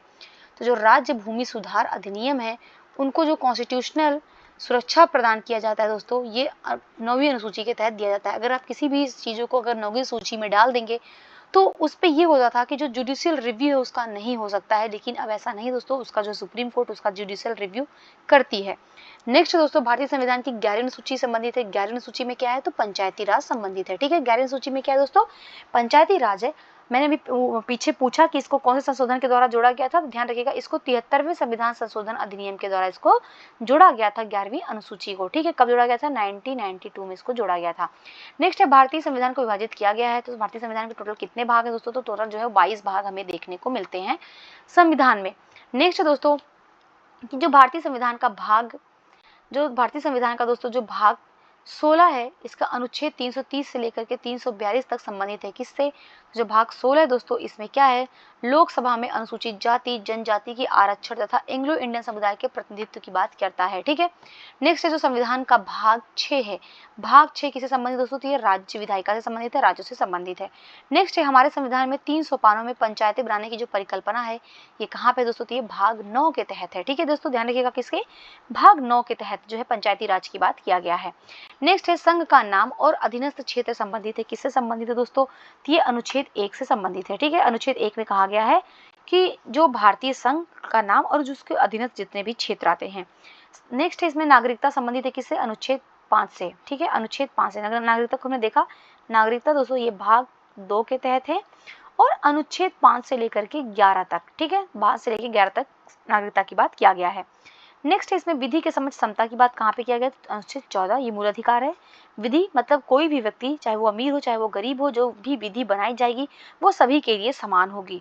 नेक्स्ट दोस्तों भारतीय संविधान में विधि की सम्यता प्रक्रिया के सिद्धांत को शामिल किया गया है। तो जो दोस्तों विधि की सम्यता की जो बात किया गया, विधि की सम्यक प्रक्रिया की बात किया गया है, ये अनुच्छेद 21 के तहत किया गया है। मतलब कि विधि तो सबके लिए बराबर बना दिया गया है दोस्तों, लेकिन अगर कोई गरीब आदमी है, अगर उसको कोई कानून में मदद चाहिए, अगर कोई भी चीज़ अपना करना चाह रहा है तो उसके लिए सरकार उसको मदद मुहैया कराएगी। ये उसका फंडामेंटल राइट है और ये अनुच्छेद 21 के तहत दिया गया है। नेक्स्ट है अल्पसंख्यक वर्गों के हितों का संरक्षण। हितों का संरक्षण कैसे होता है दोस्तों? तो अनुच्छेद 29 के तहत। वेरी इंपॉर्टेंट है, ध्यान रखिएगा, अल्पसंख्यक के जो हितों की बात करता है वो अनुच्छेद 29। नेक्स्ट है भारतीय संविधान के अनुच्छेद 25 में प्रयुक्त हिंदू शब्द सम्मिलित नहीं करता है। दोस्तों ये जो हिंदू शब्द है इसमें पारसी धर्म वाले जो है हिंदू के अंतर्गत नहीं आते हैं। आप कमेंट बॉक्स में बताइएगा कि हिंदू धर्म के अंतर्गत कौन कौन से धर्म आते हैं, ठीक है। नेक्स्ट दोस्तों कि भारतीय संविधान की जो 7वीं अनुसूची के अंतर्गत जो संघ सूची है उसमें किसका उल्लेख नहीं है दोस्तों? तो जो संघ सूची है यहाँ पे जो ऑप्शन दिया था उसमें गैस का उल्लेख नहीं है। नेक्स्ट दोस्तों भारतीय संविधान के जो अवशिष्ट अधिकारों को दिया गया है, अवशिष्ट अधिकारों को किसको दिया गया दोस्तों? तो ये संघीय सरकार को दिया गया है। केंद्र जो संसद है उसको अवशिष्ट जो शक्तियां हैं ये केंद्र में निहित हैं और इस पे कानून बनाने की शक्ति जो है दोस्तों वो संसद को है। अवशिष्ट शक्तियां हमने कहाँ से लिया है? तो ध्यान रखिएगा, हमने इसको कनाडा के संविधान से लिया है। नेक्स्ट है वित्त विधेयक के बारे में विशेष उपबंध कहाँ पे किया गया दोस्तों? तो ये जो वित्त विधेयक है इसकी बात अनुच्छेद 117 के तहत किया गया है, ठीक है।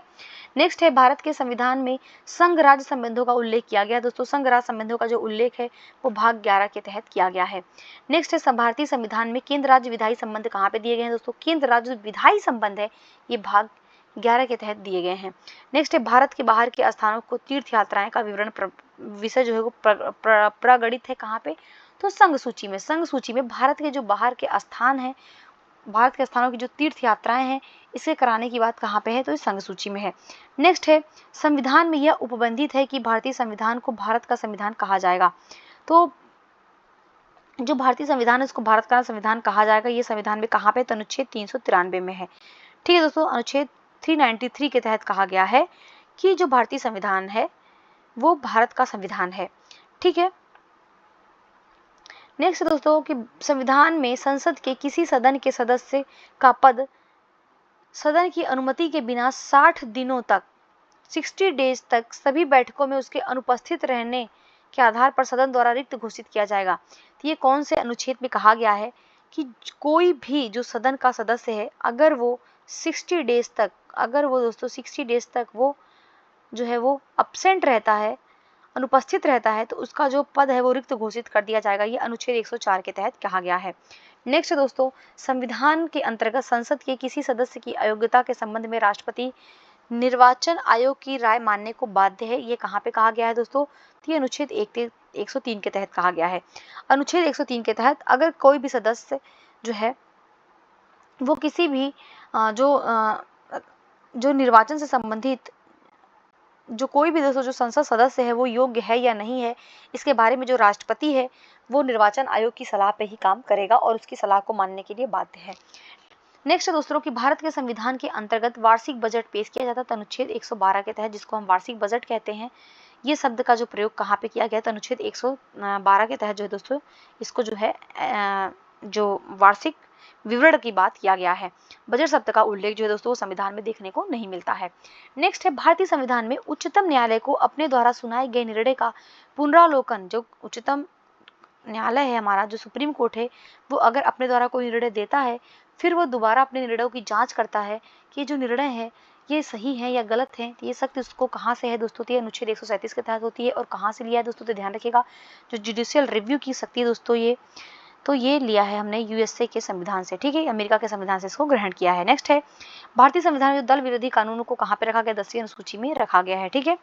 नेक्स्ट देखते हैं दोस्तों भारतीय संविधान की वह अनुसूची जिसमें निर्वाचित सदस्यों को दल परिवर्तन के आधार पर निर्हर मतलब उनको जो है अयोग्य घोषित करने की बात 10वीं अनुसूची में किया गया है। नेक्स्ट है भारतीय संविधान के अनुच्छेद 370 में क्या प्रावधान है? तो अस्थायी प्रावधान यहाँ पे 370 में दिए गए हैं, ठीक है।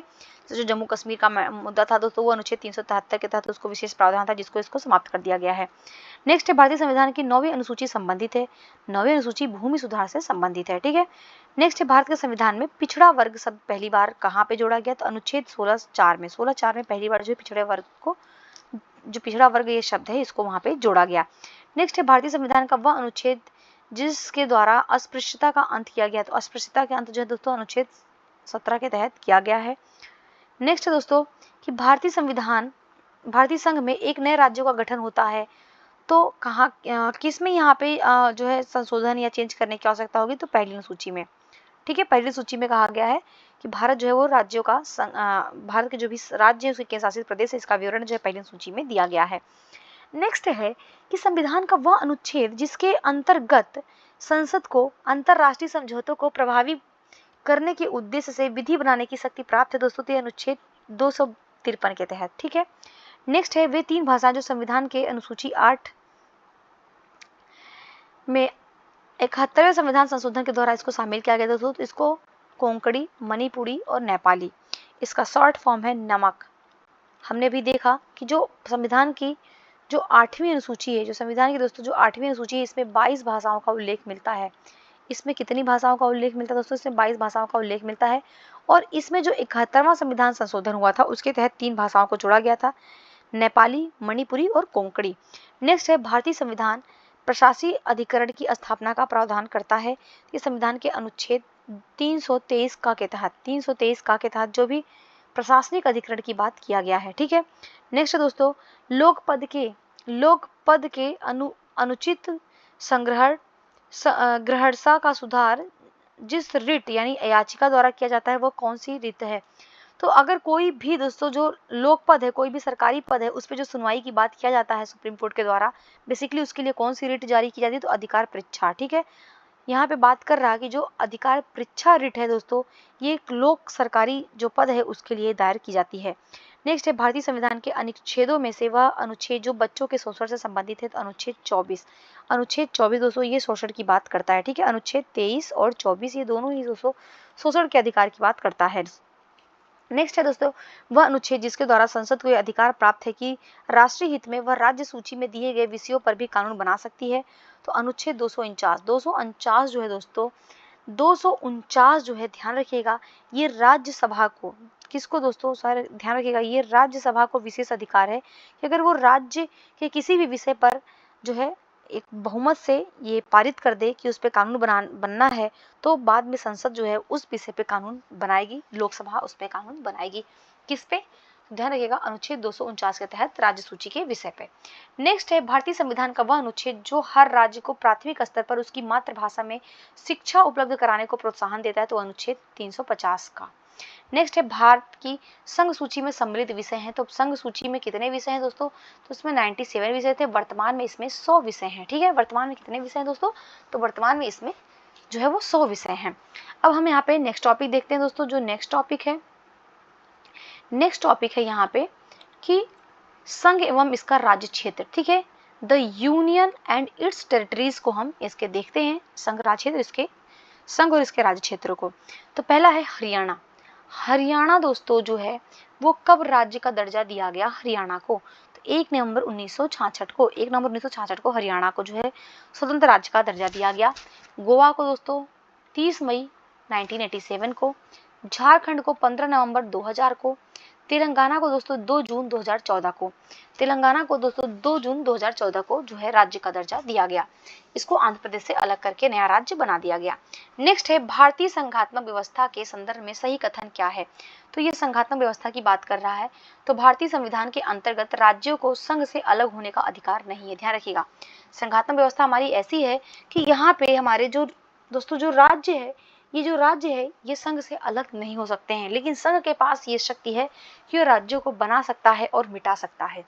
नेक्स्ट है दोस्तों भारत में भाषा के आधार पर बना पहला राज्य कौन था? तो भाषा के आधार पर जो पहला राज्य बना वो आंध्र प्रदेश राज्य बना था। ठीक है, नेक्स्ट है छत्तीसगढ़ राज्य का गठन कब? जो छत्तीसगढ़ राज्य बनाया गया था दोस्तों, इसको मध्य प्रदेश से अलग करके छत्तीसगढ़ राज्य बनाया गया था। ठीक है, कब बनाया गया था दोस्तों? तो इसको भी 2000 में इसको बनाया गया था। नेक्स्ट है दोस्तों नए राज्यों के निर्माण के लिए संवैधानिक उपबंध नहीं है। तो एक राज्य संघ राज्य क्षेत्र शामिल कर सकेगा, एक जो राज्य है वो संघ राज्य क्षेत्र शामिल कर सकेगा। ये नए राज्यों के निर्माण के लिए ये संवैधानिक उपबंध नहीं है। नेक्स्ट है कि भारत में एक नया राज्य सृजित करने वाले विधेयक को पारित होना आवश्यक है। तो जो नया राज्य अगर कोई भी सृजन करना है तो ये जो विधेयक है दोस्तों, इसको संसद में साधारण बहुमत से, ध्यान रखिएगा दोस्तों, इसको साधारण बहुमत से भी पारित करके एक नए राज्य का सृजन किया जा सकता है।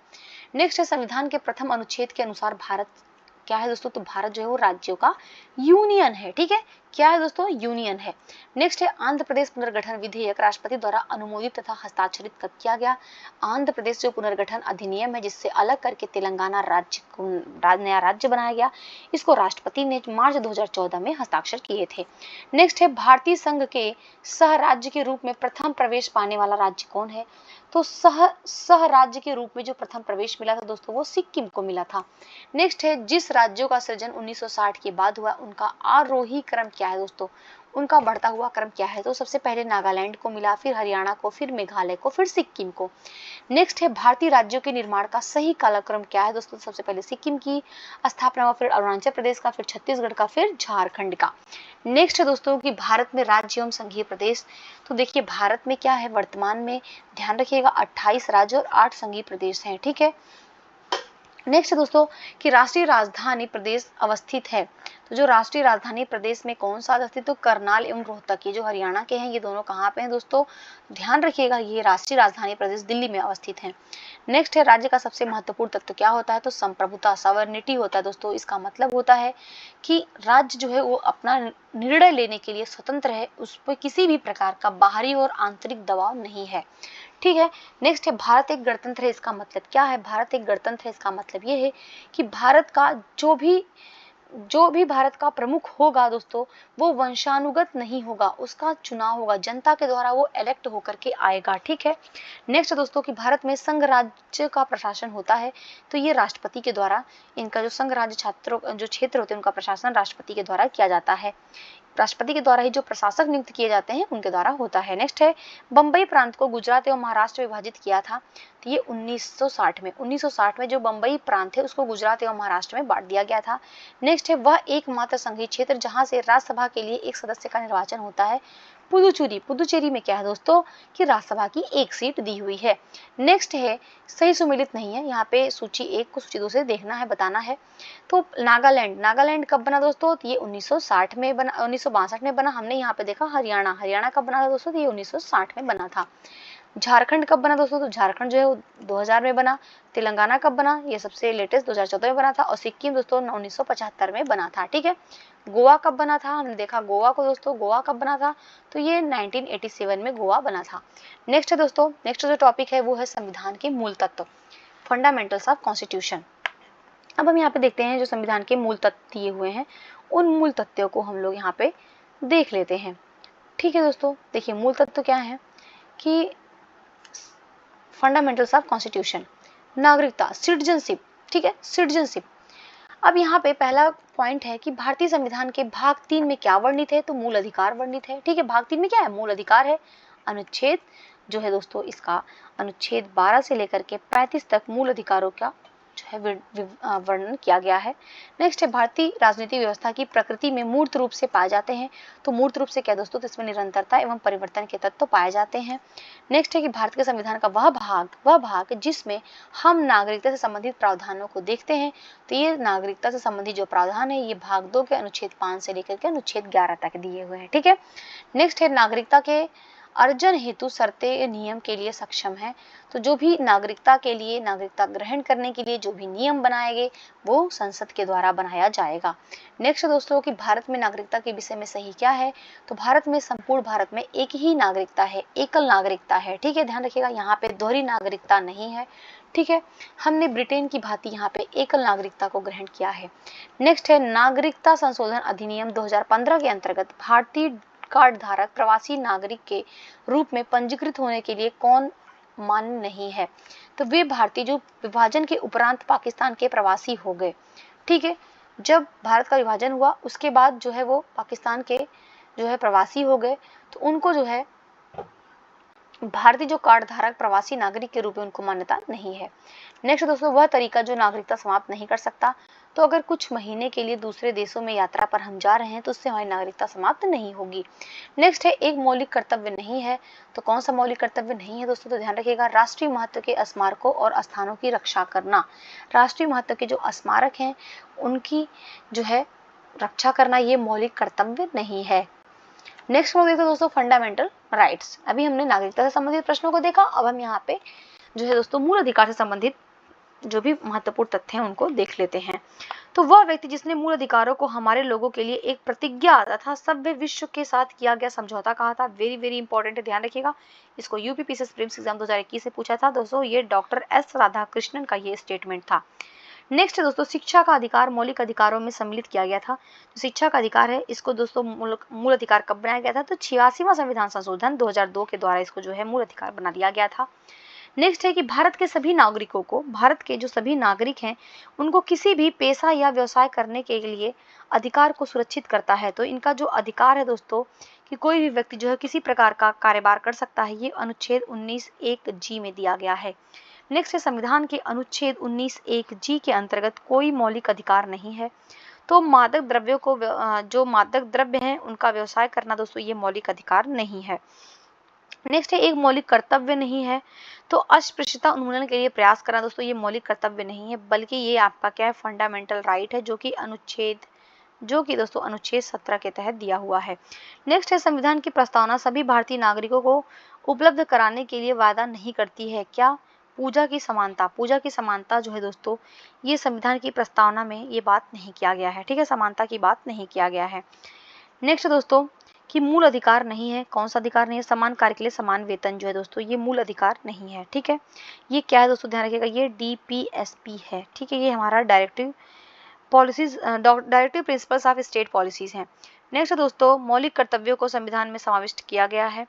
जो मौलिक कर्तव्य है दोस्तों उसको संविधान में जो 42वां संविधान संशोधन हुआ था, ठीक है, 42वां संविधान संशोधन 1976 में हुआ था, इसके द्वारा इसको जोड़ा गया। नेक्स्ट है कि बालकों के लिए मुफ्त एवं अनिवार्य शिक्षा का अधिकार 2009 में प्रभाव में आया। तो ये मुफ्त शिक्षा एवं अनिवार्य शिक्षा की जो बात किया गया वो 1 अप्रैल 2010 से किया गया। नेक्स्ट है, भारतीय संविधान में जैसा निहित है उनमें समानता के मौलिक अधिकार में सम्मिलित नहीं है। तो यहाँ पे दोस्तों ध्यान रखिएगा, आर्थिक समानता की बात नहीं किया गया है। नेक्स्ट है, भारतीय संविधान के अधीन केवल भारत के नागरिकों को ही अधिकार प्राप्त है। तो धर्म यानी मूल वंश, जाति, लिंग या जन्म स्थान या इनमें से किसी के आधार पर विभेद का प्रतिषेध किया जाता है। कहाँ पे? तो हमारा मूल अधिकार है। ठीक है दोस्तों, और ये अनुच्छेद 15 के तहत इसकी बात किया गया है। ठीक है दोस्तों, ध्यान रखिएगा, अनुच्छेद 15 ये बात करता है। नेक्स्ट है, आपातकालीन स्थिति में निलंबित किए जाते हैं। तो जो हमारा मौलिक अधिकार होता है दोस्तों उसको आपातकाल की स्थिति में निलंबित कर दिया जाता है, जो कि राष्ट्रपति के जैसे उद्घोषणा होती है तो उससे अनुच्छेद जो है 19 वो स्वतः समाप्त हो जाता है।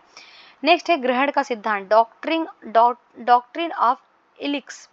जो डॉक्ट्रिन ऑफ दोस्तों जो ग्रहण का सिद्धांत है जिसको डॉक्ट्रिन ऑफ लैप्स कहा जाता है, ये कहाँ पे है? अनुच्छेद 13 के तहत दिया गया है। नेक्स्ट है, मूल अधिकारों के असंगत या उनकी अल्पीकरण करने वाली जो विधियां उसको शून्य घोषित किया जाएगा। ये अनुच्छेद 13 के अंतर्गत सुप्रीम कोर्ट कहता है कि अगर संसद ने कोई कानून बनाया है, अगर वो कानून जो है वो कानून अगर मूल अधिकारों का हनन कर रहा है तो सुप्रीम कोर्ट ऐसे कानून को दोस्तों जो है तत्काल प्रभाव से हटा देगी, उसको शून्य घोषित कर देगी। नेक्स्ट है, भारत के संविधान द्वारा प्रदत्त 6 मूल अधिकारों में नहीं है। 6 मूल अधिकारों में दोस्तों क्या है? तो विरोध का अधिकार नहीं है। नेक्स्ट दोस्तों कि विदेशी नागरिकों को मूल अधिकार प्राप्त नहीं है। विदेशी नागरिकों को कौन सा मूल अधिकार प्राप्त नहीं? तो अभिव्यक्ति स्वतंत्रता का जो अधिकार है ये मूल अधिकारों को प्राप्त, ये जो विदेशी नागरिक हैं उनको प्राप्त नहीं है। नेक्स्ट है, भारतीय संविधान में समानता का अधिकार 5 अनुच्छेदों द्वारा प्रदान किया गया है। कौन कौन से अनुच्छेद हैं? तो जो समानता का अधिकार दोस्तों वो अनुच्छेद 14 से लेकर अनुच्छेद 18 तक इसको प्रदान किया गया है। नेक्स्ट है दोस्तों, भारतीय संविधान में कानून के समक्ष समानता में संबंधित है। तो कानून के समक्ष समानता अनुच्छेद 14 की बात करता है। नेक्स्ट है कि भारतीय संविधान की प्रस्तावना में प्रयुक्त जो समाजवाद शब्द है इसको अनुच्छेद के साथ मिलाकर पढ़ने से सर्वोच्च न्यायालय के समान कार्य के लिए समान वेतन या मौलिक अधिकार परिभाषित करने की शक्ति प्राप्त हुई है। तो अनुच्छेद 14 तथा अनुच्छेद 16 को अगर हम मिला करके पढ़ेंगे तो इससे जो हमारा समाजवाद है ये स्थापित होता है। ठीक है, नेक्स्ट है, द्वितीय पीढ़ी का मानव अधिकार समझा जाता है। तो ये समानता का अधिकार समझा जाता है। ठीक है, द्वितीय पीढ़ी का जो मानव अधिकार है इसको कौन सा अधिकार कहते हैं? इसको समता का अधिकार कहते हैं, जो कि आर्टिकल कहाँ पे है? तो ध्यान रखिएगा, समता का जो अधिकार दोस्तों 14 से लेकर के 18 तक दिया गया है। नेक्स्ट है, संविधान में प्रत्याभूत है। तो जो सामाजिक समानता है ये लागू है, इसको लागू किया गया है, प्रत्याभूत है ये। नेक्स्ट है, शिक्षण संस्थानों में अनुसूचित जाति और अनुसूचित जनजातियों के पक्ष में स्थानों का आरक्षण शासित है। तो जो SC ST को जो आरक्षण दिया गया है वो संविधान का अनुच्छेद 15(4) के तहत दिया गया है। नेक्स्ट है, एक लोक नियोजन के विषय में भारत के सभी नागरिकों को अवसर की समानता की प्रत्याभूति प्रदान करता है। तो अनुच्छेद 16 और अनुच्छेद 16(2) ये सभी नागरिकों को दोस्तों जो है वो समानता की बात प्रदान करता है। ठीक है, नेक्स्ट है, भारतीय संविधान के अस्पृश्यता के उल्लंघन की बात अनुच्छेद 17 में किया गया है। नेक्स्ट है भारतीय संविधान में स्वतंत्रता का अधिकार 4 अनुच्छेदों द्वारा प्रदान किया गया है, जो कहाँ पे है, थी जो स्वतंत्रता का अधिकार दोस्तों ये अनुच्छेद 19 से अनुच्छेद 22 तक दिए गए हैं। नेक्स्ट है बंदी बनाए गए व्यक्ति का मौलिक अधिकारों की रक्षा प्रदान करता है, तो ये अनुच्छेद 22 के तहत, ठीक है, अनुच्छेद 22 के तहत सुप्रीम कोर्ट और हाई कोर्ट को रिट जारी करने की जो शक्ति प्राप्त होती है, उसी में अगर जो कोई बंदी बनाया गया जो व्यक्ति है अनुच्छेद 22 के तहत उसको कहता है कि 24 घंटे के अंदर उसको मजिस्ट्रेट के सामने प्रस्तुत करना होगा। नेक्स्ट दोस्तों की भारतीय संविधान के अनुच्छेद 21 में सम्मिलित नहीं है। क्या अनुच्छेद 21 में सम्मिलित नहीं है? तो मृत्यु का अधिकार जो है अनुच्छेद 21 में सम्मिलित नहीं है। नेक्स्ट दोस्तों कि भारतीय अनुच्छेद 19 1D और अनुच्छेद 21 से मिलकर पढ़ाने पर क्या होता है, तो विदेश यात्रा का अधिकार हमें प्राप्त हो जाता है। नेक्स्ट दोस्तों कि जिस वाद में यह अभी निर्धारित किया गया है कि ऋषिकेश नगर पालिका क्षेत्र के अंतर्गत अंडे बेचने पर लगाया गया निषेध संविधान के अनुच्छेद 19 IG का उल्लंघन नहीं है, कि ओम प्रकाश बनाम उत्तर प्रदेश राज्य के तहत दोस्तों ये किया गया है। नेक्स्ट है हमारे संविधान में एक अभियुक्त को दोषारोपण के कारण एक प्रकृति के बारे में सूचित किया जाता है। दोषारोपण का जो कारण और प्रकृति है इसके बारे में सूचित किए जाने की जो गारंटी देता है दोस्तों अनुच्छेद 22(1) के द्वारा दिया जाता है। नेक्स्ट है सर्वोच्च न्यायालय ने संविधान के अनुच्छेद 22 को एक भद्दा दिखाई देने वाला उपबंध कहा है, तो एक ही गोपाल बनाम मद्रास वाद में जो है सुप्रीम कोर्ट ने ये कहा है। नेक्स्ट है श्रमिकों को पर्याप्त मजदूरी न दिए जाना जो है अतिलंघित होता है, अनुच्छेद 23 जो कि शोषण के विरुद्ध अधिकार से संबंधित है। नेक्स्ट है वह एक अनुच्छेद जिसे सर्वोच्च न्यायालय ने इस प्रकार व्याख्यायित कर दिया है कि उसमें समस्त कल्पनीय मानवाधिकार सम्मिलित हो गए हैं, यह अनुच्छेद 23 में है जो कि शोषण के विरुद्ध अधिकार की बात करता है। नेक्स्ट दोस्तों कि भारत के संविधान में यह उपबंध है कि 14 वर्ष से कम के बालक को किसी कारखाने या खान में काम करने के लिए जो नियोजित नहीं किया जाएगा, किसी अन्य परिसंकट में नियोजन में नहीं लगाया जाएगा। ये कहाँ पे? अनुच्छेद 24 के तहत ये बात किया गया है। नेक्स्ट दोस्तों संविधान का वह अनुच्छेद जो बच्चों के शोषण का निषेध है, अनुच्छेद 14। नेक्स्ट है 6 वर्ष की आयु से 14 वर्ष की आयु के बीच जो सभी बालक हैं जो शिशु हैं उनको शिक्षा का अधिकार है, ये मूल अधिकार बना दिया गया है। नेक्स्ट दोस्तों जो शिक्षा का अधिकार है 2009 का लक्ष्य शिक्षा को मुफ्त तथा अनिवार्य बनाया गया है, उन बच्चों को अधिकार निहित करता है जो प्राथमिक स्तर के हैं, ठीक है दोस्तों। जो 6 वर्ष के कम आयु के बच्चे हैं उनको जो है मूल अधिकारों की बात करता है। सर दोस्तों ध्यान रखिएगा 6 से 11 वर्ष के बच्चों की बात करता है। नेक्स्ट है दोस्तों धर्म प्रचार करने का अधिकार, सिखों को कृपाण धारण करने एवं रखने का अधिकार एवं राज्यों को समाज सुधार विधि का अधिकार, ये कहाँ पे दोस्तों? तो धार्मिक स्वतंत्रता के अधिकारों के अंतर्गत ये आता है। नेक्स्ट है मौलिक अधिकारों का संरक्षक किसे कहते हैं? तो सुप्रीम कोर्ट को मौलिक अधिकारों का संरक्षक कहते हैं। और मौलिक अधिकार का जो अनुच्छेद 32 है इसके तहत अगर आपके मूल अधिकारों का हनन हो रहा है तो आप डायरेक्ट सुप्रीम कोर्ट में अपील कर सकते हैं। नेक्स्ट दोस्तों उच्च न्यायालय और उच्चतम न्यायालय की अधिकारिता में कौन कौन से आते हैं? तो मूल अधिकारों का प्रवर्तन को लागू करवाना जो है ये सुप्रीम कोर्ट और हाई कोर्ट की जिम्मेदारी है। नेक्स्ट है दोस्तों कि प्रिवेंटिव डिटेंशन के अंतर्गत एक व्यक्ति को बिना मुकदमा चलाए बंदी बना के कितने महीने तक रख सकते हैं? तो मैक्सिमम 3 माह तक। 3 माह तक अगर किसी व्यक्ति को आप नजरअंदाज रख सकते हैं अगर आपको शंका है कि जो व्यक्ति है ये समाज में लॉ एंड ऑर्डर को बनाए रखने में डिस्टर्ब करेगा, तो आप उसको जो है बंदी बना के रख सकते हैं। नेक्स्ट है वर्तमान समय में भारतीय संविधान के अंतर्गत संपत्ति का अधिकार, ये वैधानिक अधिकार है दोस्तों, ठीक है। संपत्ति का अधिकार इसको जो 44वां संविधान संशोधन हुआ था, 44वां जो संविधान संशोधन हुआ था दोस्तों, इस संविधान संशोधन से इसको जो है मूल अधिकार से हटा दिया गया था और इसको अनुच्छेद 300 के तहत इसको जो है एक लीगल राइट दोस्तों जो है बना दिया गया था। नेक्स्ट हम लोग देखते हैं। नेक्स्ट है वो अधिकार जो संवैधानिक है परंतु मूल अधिकार नहीं है, तो संपत्ति रखने का अधिकार। नेक्स्ट है भारत में नागरिकों के मौलिक अधिकार में संशोधन कौन कर सकता है? तो संसद इसमें कर सकता है। नेक्स्ट दोस्तों उच्चतम न्यायालय ने यह धारणा व्यक्त किया है कि मूल अधिकार व्यक्ति को जैसा उसे सबसे अच्छा लगे उसी तरह अपनी जिंदगी की रूपरेखा तैयार करने के लिए सक्षम बनाता है, तो गोलकनाथ बनाम स्टेट आप पंजाब वाद में ये बात किया गया है। नेक्स्ट एक मौलिक अधिकार नहीं है तो समानता के लिए समान वेतन, समान कार्य के लिए समान वेतन दोस्तों, ये डीपीएसपी है, इसको हमने देख लिया। नेक्स्ट है मूल अधिकारों के प्रवर्तन के प्रयोजनार्थ संविधान के अनुच्छेद 12 के अनुसार राज्य की परिभाषा में सम्मिलित माना जाता है, तो भारतीय जीवन बीमा निगम जो है वो माना जाता है। नेक्स्ट है संविधान के अनुच्छेद 12 के अंतर्गत राज्य है दिल्ली स्टॉक एक्सचेंज, ठीक है। नेक्स्ट है मूल अधिकारों को प्रयोजन के लिए जो राज्य में सम्मिलित नहीं है, तो ये राज्य में सम्मिलित नहीं है दोस्तों institute of constitutional and parliamentary studies, ठीक है। संवैधानिक एवं संसदीय विषयों का अध्ययन संस्थान दोस्तों जो है ये राज्य में सम्मिलित नहीं है। नेक्स्ट पॉइंट है ऐसी विधि जिसके अनुसार जिस व्यक्ति को 2 या 2 से अधिक संतानें होंगी वह पंच या सरपंच का पद ग्रहण करने से निर्हित हो जाएगा दोस्तों, निर्हित हो जाएगा। यह एक मान्य विधि है। संविधान के किस अनुच्छेद ये अनुच्छेद 14 का अतिक्रमण नहीं करती है। उच्चतम न्यायालय ने निर्णय कब दिया था? तो ये जावेद बनाम हरियाणा राज्य में दिया था। देखिए जनसंख्या को रोकने के लिए बहुत अच्छा चीज है। ये जावेद बनाम हरियाणा राज्य के बाद में इसको सुप्रीम कोर्ट ने दिया था। नेक्स्ट है दोस्तों कि उच्चतम न्यायालय के इस निर्णय के पश्चात संविधान संशोधन द्वारा सामाजिक तथा शैक्षणिक दृष्टि से पिछड़े वर्गों के लिए विशेष प्रावधान कहाँ पे जोड़े गए हैं? दोस्तों मद्रास राज्य बनाम चंपक दोराई राजन मामले से जोड़े गए हैं। नेक्स्ट है क्रीमी लेयर का जो सिद्धांत है, इसको किसी जाति के खुशहाल वर्ग को आरक्षण की परिधि से बाहर रखता है। ये प्रतिपादित किया गया था इंदिरा साहनी बनाम भारत संघ के बाद में इसको दोस्तों जो है वो शामिल किया गया था। नेक्स्ट है अभिव्यक्ति की स्वतंत्रता के अधिकार में निहित है दोस्तों, तो भारत में प्रेस की स्वतंत्रता। ठीक है। नेक्स्ट यह निर्णय कि सरकारी कर्मचारियों को हड़ताल पर जाने का अधिकार नहीं है। सरकारी जो अधिकारी हैं वो हड़ताल नहीं कर सकते हैं। ये टी.के. रंगराजन बनाम तमिलनाडु राज्य के बाद में कहा गया था। नेक्स्ट है प्राग दोष मुक्ति सिद्धांत संबंधित है, फिर दोहरे जो परिसंकट है उससे संबंधित है दोस्तों ये।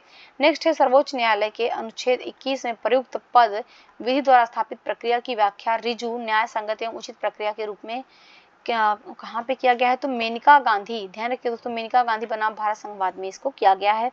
नेक्स्ट अनुच्छेद 21 में होने वाली अभिव्यक्तियों का दायरा कानून द्वारा स्थापित प्रक्रिया जो है वो विस्तारित किया गया था। तो ये मेनका गांधी वाद में ही इसको किया गया था। नेक्स्ट है भारत के राष्ट्रपति को मूल अधिकारों के कार्यान्वयन को स्थगित करने का अधिकार अनुच्छेद 395 के अंतर्गत है। ठीक है, कोई भी जो मूल अधिकार है उसको दोस्तों लागू करने का अधिकार जो है वो किया गया है। नेक्स्ट दोस्तों यहाँ पे देख लेते हैं नेक्स्ट जो पॉइंट है कि सूची को सूची 2 से सुमेलित करना है। मौलिक अधिकार, मौलिक अधिकार यहाँ पे समता का अधिकार है अनुच्छेद 14 से 18 तक। वाक एवं अभिव्यक्ति स्वतंत्रता का अधिकार अनुच्छेद 19 का में दिया गया है। धर्म की स्वतंत्रता का अधिकार अनुच्छेद 25 दिया गया है और संवैधानिक उपचारों का अधिकार अनुच्छेद 32 कहा गया है, जिसको संविधान की आत्मा भी कहा गया है। नेक्स्ट है बंदी प्रत्यक्षीकरण, इसका इंग्लिश में क्या कहते हैं? To have the body of कहते हैं। परमादेश का मतलब होता है वी कमांड, हम आदेश देते हैं। प्रतिषेध का मतलब होता है रिट ऑफ प्रोहिबिशन, मतलब आपको जो है काम करने से रोक दिया गया है। अधिकार परीक्षा का मतलब होता है बाय व्हाट अथॉरिटी, आपने ये जो काम किया वो किस अथॉरिटी से आपने इस काम को किया। ये जो भी लोक सेवक होते हैं उनके लिए इसको जो है इस रिट को जारी किया जाता है। नेक्स्ट है भारतीय संविधान में वर्णित मौलिक अधिकार की अवधारणा कहाँ से लिया है? हमने यूएस के संविधान से इसको ग्रहण किया है। नेक्स्ट है भारतीय संविधान का मौलिक अधिकार नहीं है, क्या नहीं है? तो संपत्ति का अधिकार इनका मौलिक अधिकार नहीं है, जिसको हमने भी पीछे देख लिया। नेक्स्ट है वो मूल अधिकार जो संविधान के 352 अनुच्छेद के अंतर्गत उद्घोषित आपात में भी स्थगित नहीं किया जा सकता, वो कौन है? प्राण एवं दैहिक स्वतंत्रता का अधिकार। ठीक है। नेक्स्ट है कुछ मूलभूत अधिकार सशस्त्र सेना के सदस्यों को उपबंध नहीं होते हैं, इसके निर्धारण का अधिकार किसके है? तो संसद को। देखिए जो सेना के कुछ सदस्य होते हैं उनको सभी के बराबर मूल अधिकार नहीं मिलते हैं और इस मामले में अलग से उनके लिए जो कानून बनाता है वो संसद के द्वारा बनाया जाता है।